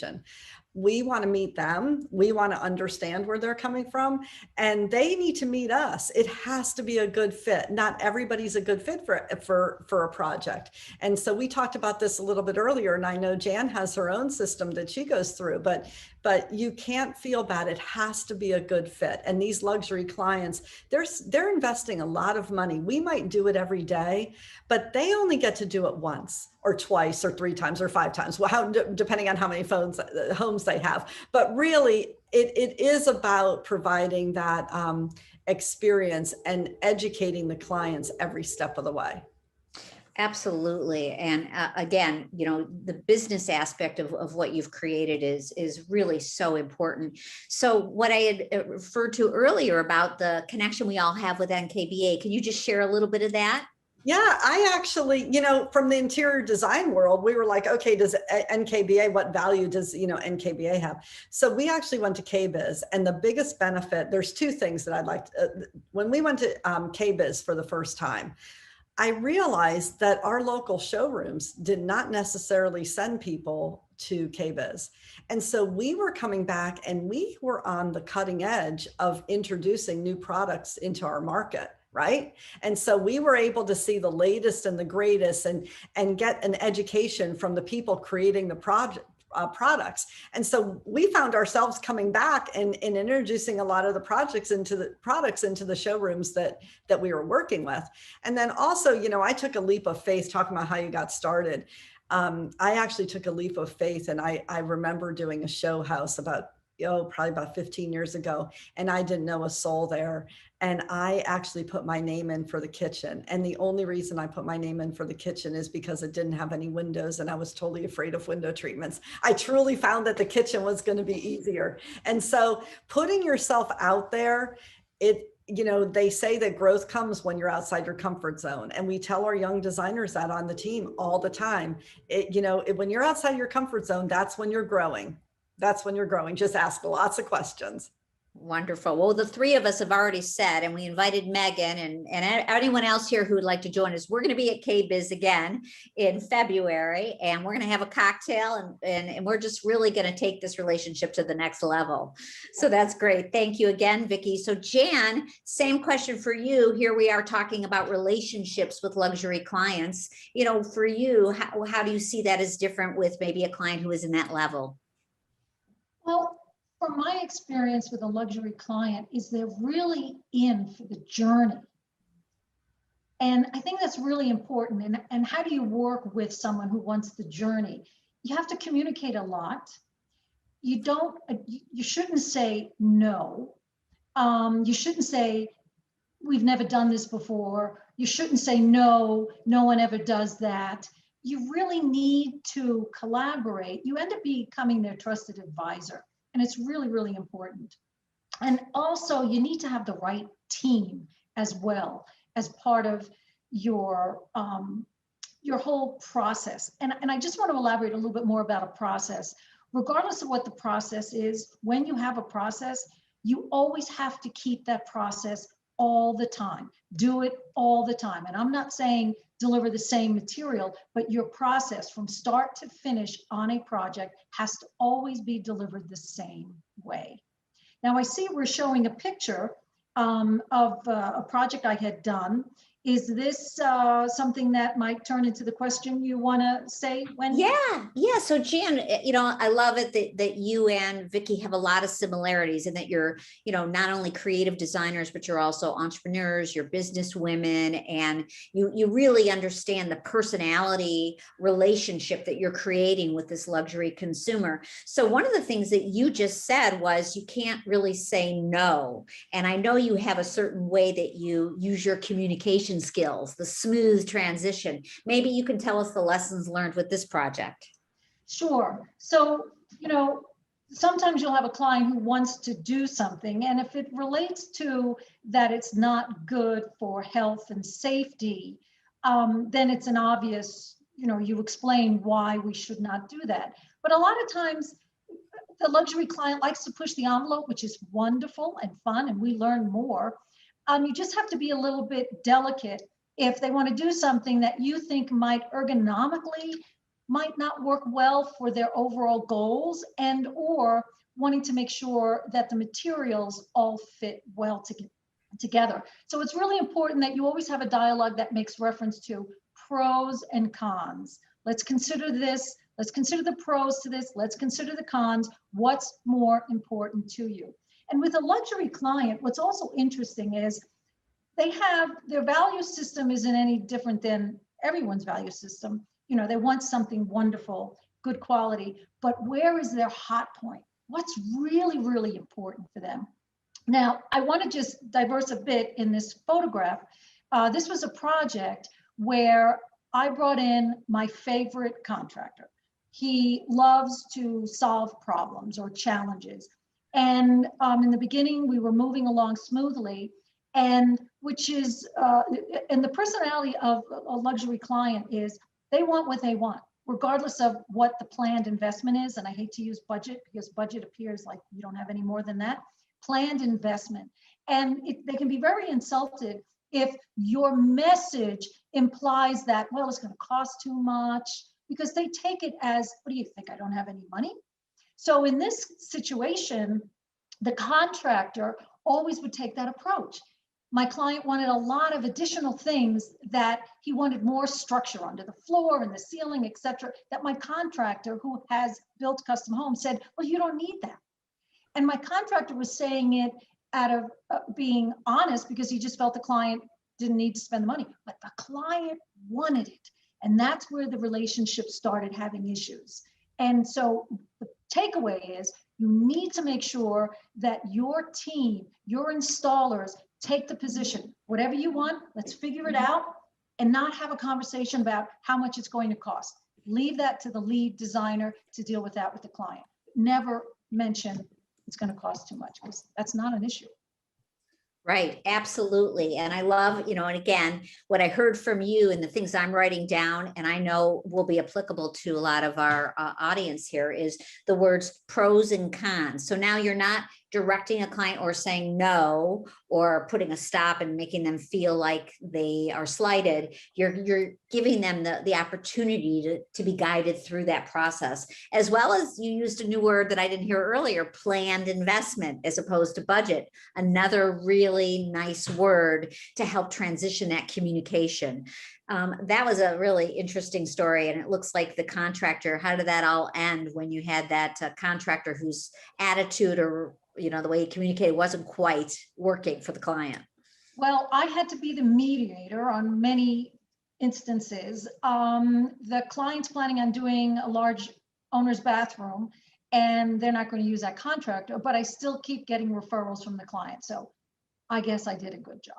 Yes, you did. The master in communication is very important. So not everything always goes right, as Jan said, but look at how she turned it into something that worked for everyone, and a beautiful project for sure. So Vicky, same for you, saying no to a client, that's a tough one in the luxury market. I know you have a particular project you're going to share with us where you had a client that had some special considerations, and how did you deal with that when it was very different for everyone? Right. This was actually a young couple, and it was a new construction project, and they were in their early 30s, but the wife was the first cochlear implant as a child. She was legally deaf. And so, but she wanted to create this house, and she was actually a trained chef. I mean, she actually went to culinary school. She wasn't a practicing chef. She actually works in her family business that happens to own grocery stores. So she would every night pick up, kind of a bag of whatever was fresh at her family's grocery store, and come home and cook for her friends and family. Well, being deaf, she wanted to make sure she could participate and really have quality conversations with her clients. So this home has these super high ceilings, but we wanted to go ahead and put her cooktop in her island, her range top, so she could actually converse with her guests as she was cooking. And so it was such a challenge to work with her throughout the project and really understand how she lived and how she worked. But we think the result was just fabulous. And it's a youthful feel. She wasn't afraid of color, and she had a clear vision, and she really valued design. And that's where I think when you really kind of understand who this client is and spend time to get to know them, because I was really curious, because she went to culinary school. So I'm like, okay, so what did you have for dinner last night? So then she started every night texting me pictures of what she was making that night. And I was like, holy cow. And it just built this relationship that continues today. And I really think that's what luxury means. It is that relationship that you're building and really help people, like Jan said, solve their challenges. Yes, and what a beautiful project, Vicky. Absolutely. And I bet, those challenges of dealing with those high ceilings, but keeping the acoustics so that for a hearing challenged individual, it worked out beautiful. But one of the things we also said earlier, and I'd love for you to just take a minute on that, is using the word, we're making a change. Oh, interesting. So we have a rule around here because we can work on a project. Most of our projects can go 12, 18, 24 months when we're doing a new construction or remodel. So we really do get to know these people. And what you think is going to happen at the end, our job is to understand that vision for the project. We need to establish that vision at the very beginning. And we kind of rein things in. And when people start going off on tangents, we're like, okay, let's bring it back to this original vision. That's our job. We work with a lot of vendors, a lot of trades, but our job is to maintain that overall vision. But homeowners sometimes can feel, and our clients can sometimes feel like they're doing something wrong or doing something inappropriate if they're making a change. And you even said, Wendy, earlier, like we call them change orders, like it's a negative thing. Well, we don't say that we're changing anything here. We're allowing the design to evolve. And I think if we present it that the design is evolving, it's custom, it's never been done before. I mean, we're building these, these places were created, something's gonna go wrong. Jan was saying, I mean, it's going to go wrong, just be prepared for it. But we are trained to deal with it. We're trained to manage it. We're trained to allow that design to evolve. So we do not use the word change around here. I love it. I love it. A great another thing to write down, everyone. Evolve. We're evolving. So great. So now, Jan, here's a challenge, and I know you have a project that you're going to share with us about in relationship to this challenge. Is what do you do when the client's moving in the wrong direction with a design element that might be an issue? Well, you'll probably show up that picture of kitchen with a den in the foreground. And they shared with me what their challenge was, which was a challenge in the kitchen. There's a post in the back clad with stone, and that was in a wall with cabinets on the other side, making it very, very tight in the kitchen. And the den, the foreground, was a sunken den. And during the design phase, they were adamant about keeping the sunken den. And I knew from day one when I walked in there, we had to address that, but it's not my job to immediately say that. So through creating different design concepts, I explained to them what the pros and cons are if we keep the sunken den versus raising the floor. And they were going to redo the floor anyway, so it was not that much more in square footage. And then as far as what we do in the industry, we're not really designers, we're problem solvers using design to solve the problem, is we had to deal with that post. So we made sure that we clad the post with material that tied into what was around the fireplace. So it looked like it was a design element intentionally done from day one, when in fact it wasn't. And that's another thing that we need to do always with our clients, especially our luxe clients, is we need to come up with solutions that look like they were originally intended. And I want to just add one note, because we talked before about working with luxury clients, and I don't hear this a lot. And I know 2021 people are very casual in their dress. All I'm going to tell you is your first meeting with a luxury client, you better dress like you have their money in your bank account. Wonderful. Yes, absolutely. Dress for the position. Absolutely. What a beautiful project. And you're right, not having that step down and having that open feel got exactly what you had described as the client was looking for. And I know it was probably an ongoing back and forth, and you were able to guide them through that. So that is amazing. Thank you, Jan. So Vicky, can you, we talked about a project that you did, which was really going to probably have everybody in the audience shaking their head. You got hired by a builder who was working with another builder to build their custom home, and you were the designer. And so what challenges did that create, and how, tell us the lessons learned there. So this home was just a spectacular home. It was with an architect that we were so excited to be working with. And The homeowner happened to be a builder, builder of more production homes, and covered multiple states with his building company. And at the beginning, he was smart enough to understand that he needed a luxury builder to build his personal home, right? So he hired the luxury builder, but then it came time to use the vendors and suppliers. And we thought, okay, why don't we start trying to use, he wanted to try to use his vendors and suppliers.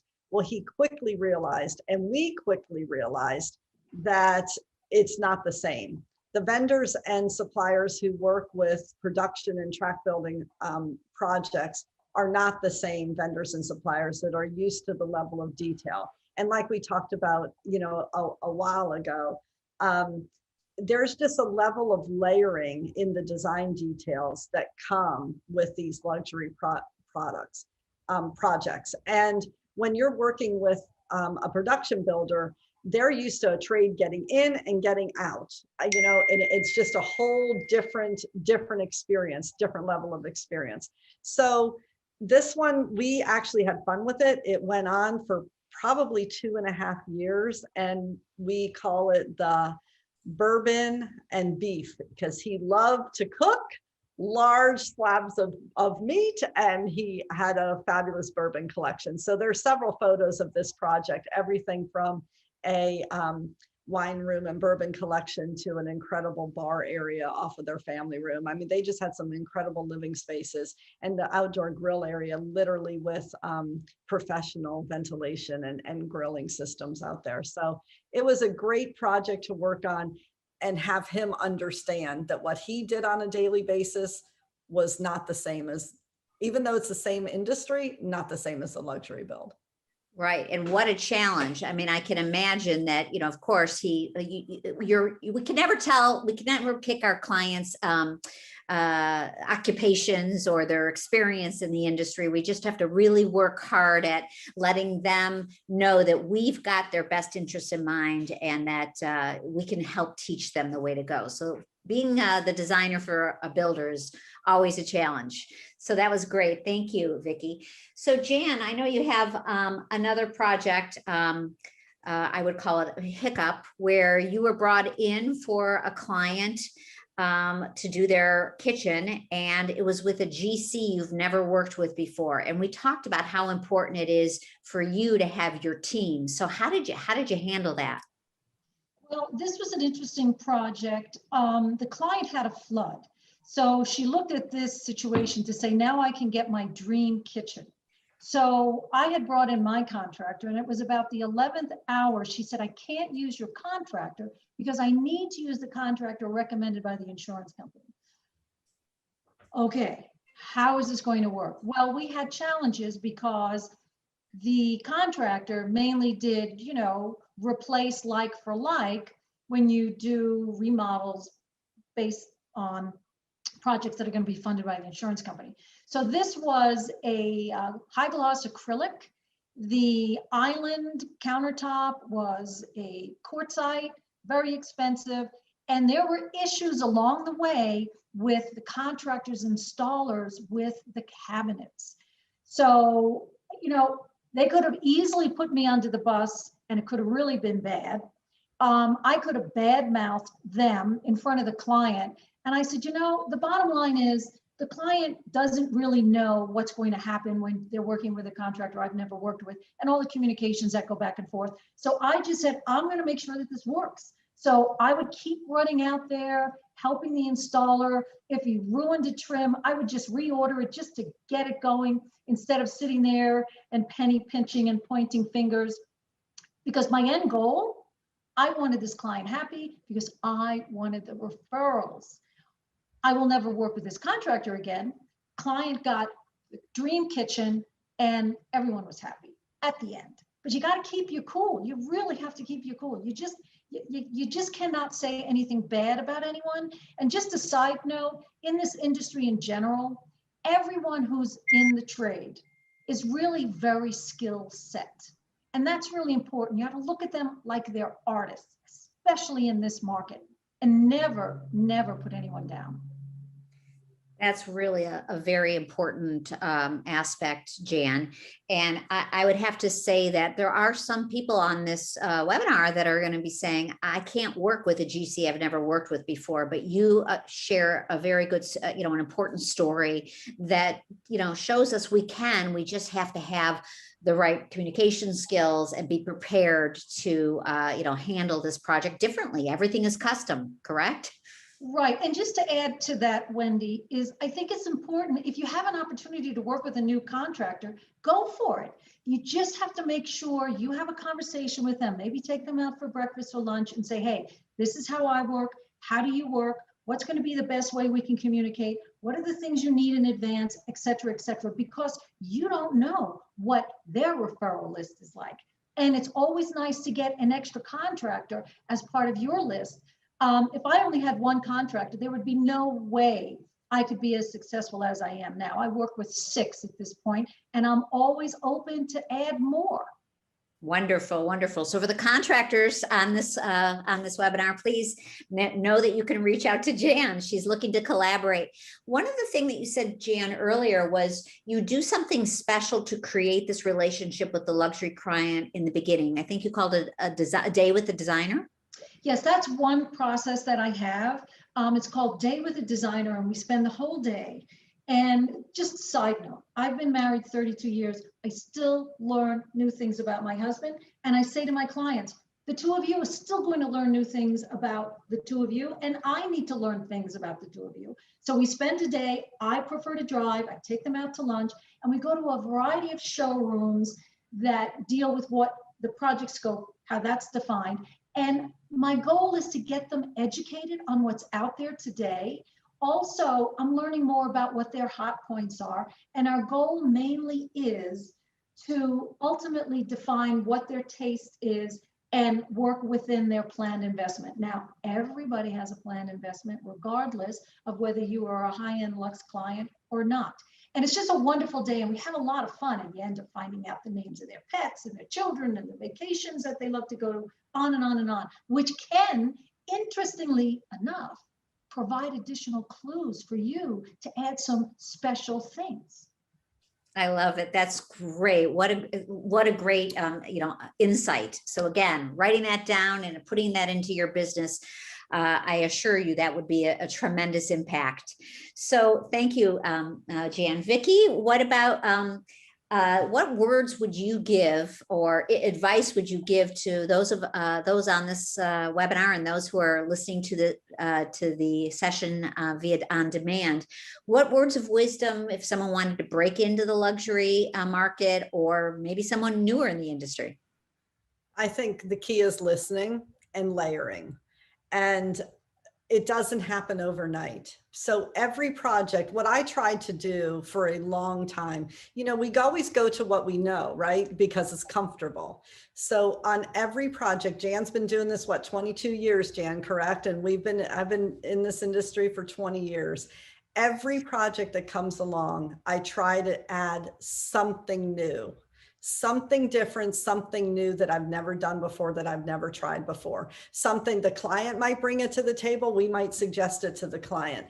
But that's how you continually layer on your experience and kind of up that level of client, whatever that might be. And then find your sweet spot, find where you're most comfortable. In the ultra luxury, where is it that you relate most to clients? Find that sweet spot and then find more of them, find their friends. And like Jan said, it just snowballs.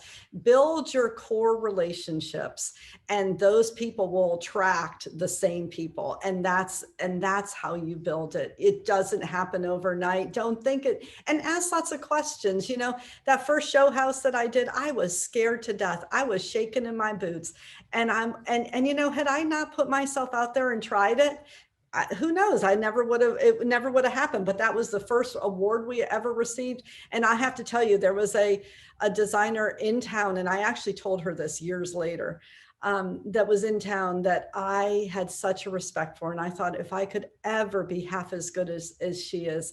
And she actually came up to me after we did that kitchen, and she said, that is the award that we got was well deserved. I told her that her comment meant more to me than the award itself. And so really find those people that you admire and engage and learn, continue to learn. And those of us who've been in the industry for a long time, we have an obligation to help others learn. I love it. Can we just see that last project where you did get to really think outside of the box? Yeah, so this one actually was a project we did with Southern Living magazine, and it's a Southern Living inspired home. We did it right before the pandemic shut down. And this one, what was so fun is that there actually wasn't a homeowner involved with it. And we worked with an incredible husband-wife builder team that really, truly valued design. And we went to all of our vendor partners. This was really interesting because we went to all of our vendor partners. We went to the tile people, the countertop people, the cabinetry people. We're like, what have you seen? What do you want to try? What do you think would be a great idea? And we started collaborating. And when you really listen to those trades, I mean, they see a lot too in their specific industry, right? And so listen to the trades and see what they've seen that's new, what they want to try, any good new ideas. And then, you know, this kitchen actually was super well received. Actually, even on Instagram, it's been widely shared. So it was a really fun project for us. Not a moneymaker by far. Show houses are never a moneymaker, but they actually do help us, you know, generate business. Yeah, thinking outside of the box always, Vicky, you're amazing. So Jan, I know we're going to go to Q&A. We're going to have time for maybe one or two questions, but what advice would you give? I mean, your words of wisdom already have been so incredible, but what advice would you give to somebody who would like to break into the luxury segment? Well, I guess it depends on where they're coming from. Are they new in the industry or have they been in the industry a long time? And number two, are you wanting to get into the luxe market because you're thinking of the dollars or because you want to raise your business, your brand? So there could be many answers to that. And I will just be brief. You do not want to be a diva. You know, build your business up, stay true to your business core. Someone had said this to me a while back and I thought it was great and I'll say it to you. Treat all your clients like your grandmother. Love it. And if you put it out there in the universe, it will come. It will come. But you have to make sure you wake up every day and say, you know, I want to do unto others as I would want them to do unto me. Wonderful, beautiful. So I'm going to go to thank you, Jan. I'm going to go to the Q&A very quickly here. And then before we depart, I definitely want to make sure you all consider coming to NKBA and we can all meet up. We could have a little mini reunion and you can see Jan and Vicky, and I'd love to be there as well. So one of the questions that was asked, and I'll let both of you answer, is how do you find a qualified contractor, since both of you get a lot of the projects first as far as the client looking for a new construction or remodeling? So I'll start with you, Jan. I think what's important is you need to get involved with your colleagues in the community and find out who are good contractors. Get involved in Home Builders Association, get involved in the NKBA local chapter and find that out. Google them, go to their website, call up projects if they've posted it on the website, if you're starting from ground zero. And you know what, in this industry, we have to take risks. So there have been times that I miscalculated a contractor, brought him in. I thought, you know, he presented himself well, and it just didn't go well throughout the project. So I was like, okay, take that one off the list. But you have to take risks. But again, ask your colleagues, get referrals. Wonderful. And how about for you, Vicky? How do you pre-qualify a luxury contractor or a new partner? So that's always super challenging. What we do is before we'll take on a project, and understand we do a lot of projects outside of our local area. So oftentimes we can be traveling to, you know, properties in more remote areas where the lakes are, down on the coast and that sort of thing, for second homes and vacation homes. So we always ask at the beginning, and I find this very enlightening, before we'll take on any project, we always ask for the list of their vendors and suppliers. And that is a good indication. And 9 times out of 10, we know who's on their list of vendors and suppliers. And so then we'll call them and we'll say, what do you see? What do you think of Bob, the contractor? You know, would he be a good fit for us? Is he a good, you know, and we kind of dig in that way. If there's an architect on the project, we know most of the local architects. Over the years, you start building these relationships, right? And then you just ask your network. They'll call us too and say the same thing. What do you think about, you know, and who do you think would be a good fit for this? And we tell our clients, you know, we might have my favorite, you know, Jan talked about this earlier, my favorite contractor might not be a good fit for every client. So we truly try to match personalities. You know, one time I had an ER doctor and she worked at a very, very, very fast pace. And we had a contractor who was very meticulous and took his time. And they were absolutely not a good match, right? So you have to look at that and building your network and really rely on the people you trust. Wonderful. Yep, absolutely. So our audience has asked another question. So I'm going to start with you, Vicky, since we're already talking. How are you available to your clients 24/7, or how do you set boundaries, especially for these demanding, and you might be working with their personal assistant, I'm not sure, but how do you handle that? Yeah, a lot of times we will be working with assistants and staff or you know, husbands and wives and their busy schedules and not communicating either. So it's, you know, we have a team of designers and there's a senior designer that's logged into every project that is attached to every project. And what we do to try to protect, because our team needs time to recharge too. But on the flip side, when we're working in the residential market, our homeowners have time on the nights and the weekends. So how can we be available early in the morning when the trades need us and late at night when the homeowners need us and have quality time with their own families, you know? So what we have found that really helps, and I would highly, highly recommend this strategy, every client gets a project update every Friday. So we call them Friday updates. Our team does not like doing them and they're time consuming to do it. But we have found, we copy the contractor on it. We copy all the players on it. It has client actions, it has designer actions, and it has contractor questions. And that's how they go out every Friday. And it truly does free up our time on the weekends. So that's our one strategy to help us now. And we also tell clients at our very first meeting that there should not be interior design emergencies.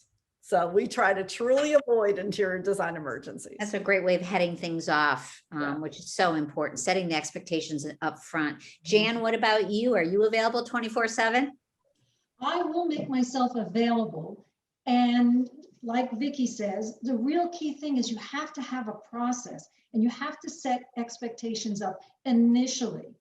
You know, when you're communicating with them, you might want to find out with your clients, do you like text? Do you like email? Do you like phone call? And yes, communicating with them on a weekly basis as to what the status is, even if there's no status, you need to let them know.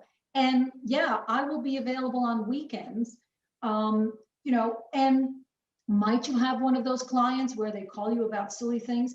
I think what Vicky said was she has a, she determines that interior design challenges or emergencies are not weekend emergencies. So again, it's about setting up expectations, and every designer is also different too. There might be a designer who's not married, doesn't have any children. They could be available 24/7. There are other people who have activities in the weekend. You just say it right up front. Listen, this is how our company works. We're not available then, but the key leader can be available, on and on and on.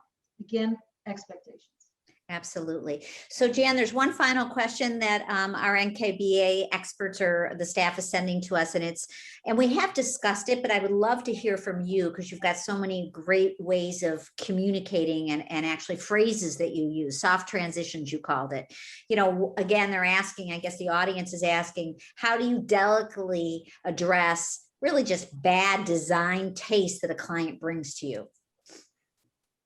Well, my attitude is, it's their place, it's their money. If that's what they want, then let them have it. I just might not bring a professional photographer in, but if that's what they want, I mean, who am I to say? I mean, the people could be colorblind and what they see is perfect for them because it's all about them. It's not about me.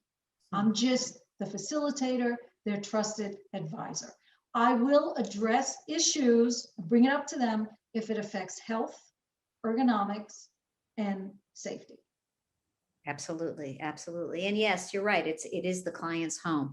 And I know it's a delicate balance. So thank you so much, Jan. Vicky, what about you? When somebody shows you a picture from Pinterest or House and it is just really not great, what would you do? That's where it really does come into fine tuning their budget. So we might ask them for a couple more pictures and try to find a common thread and massage it into what they really want. And like Jan said, if it's an absolute mistake and it's really going to affect function, that's one thing.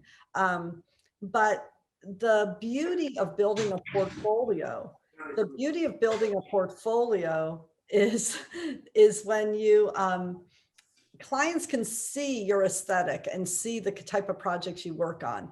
So typically before clients come to us, they've kind of reviewed the work that we've done. And so again, like attracts like. And so I have to say, we haven't had a problem like that in quite some time. Usually the clients who are attracted to us have pretty darn good taste. And to the point that I'm like, do you want a job here?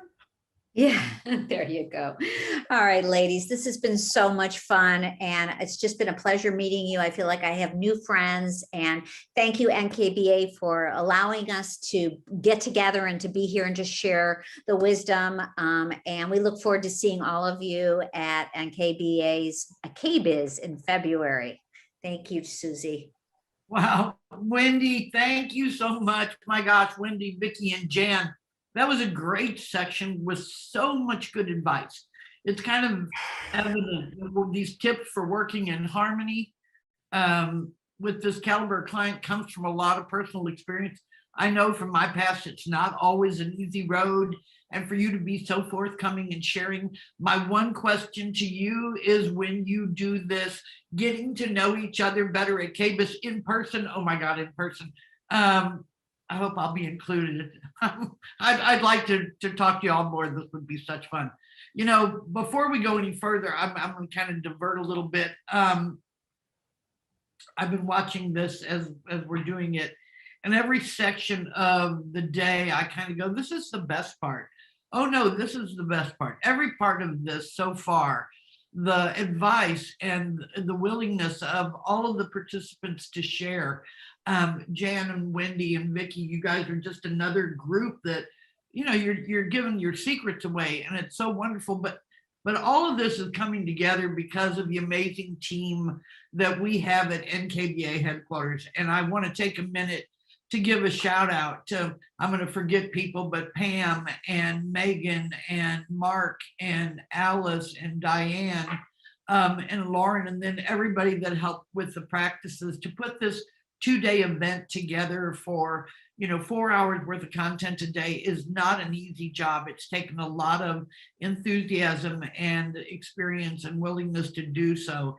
And I personally want to say, good job, team. This is going great. And I so appreciate everything you do for our members, because this is truly a benefit of being part of our association. It's really built my career. Never intended to work for them, but here I am. And it's only because of this association that we can help other people build their careers. So thanks to the team. I'm very grateful.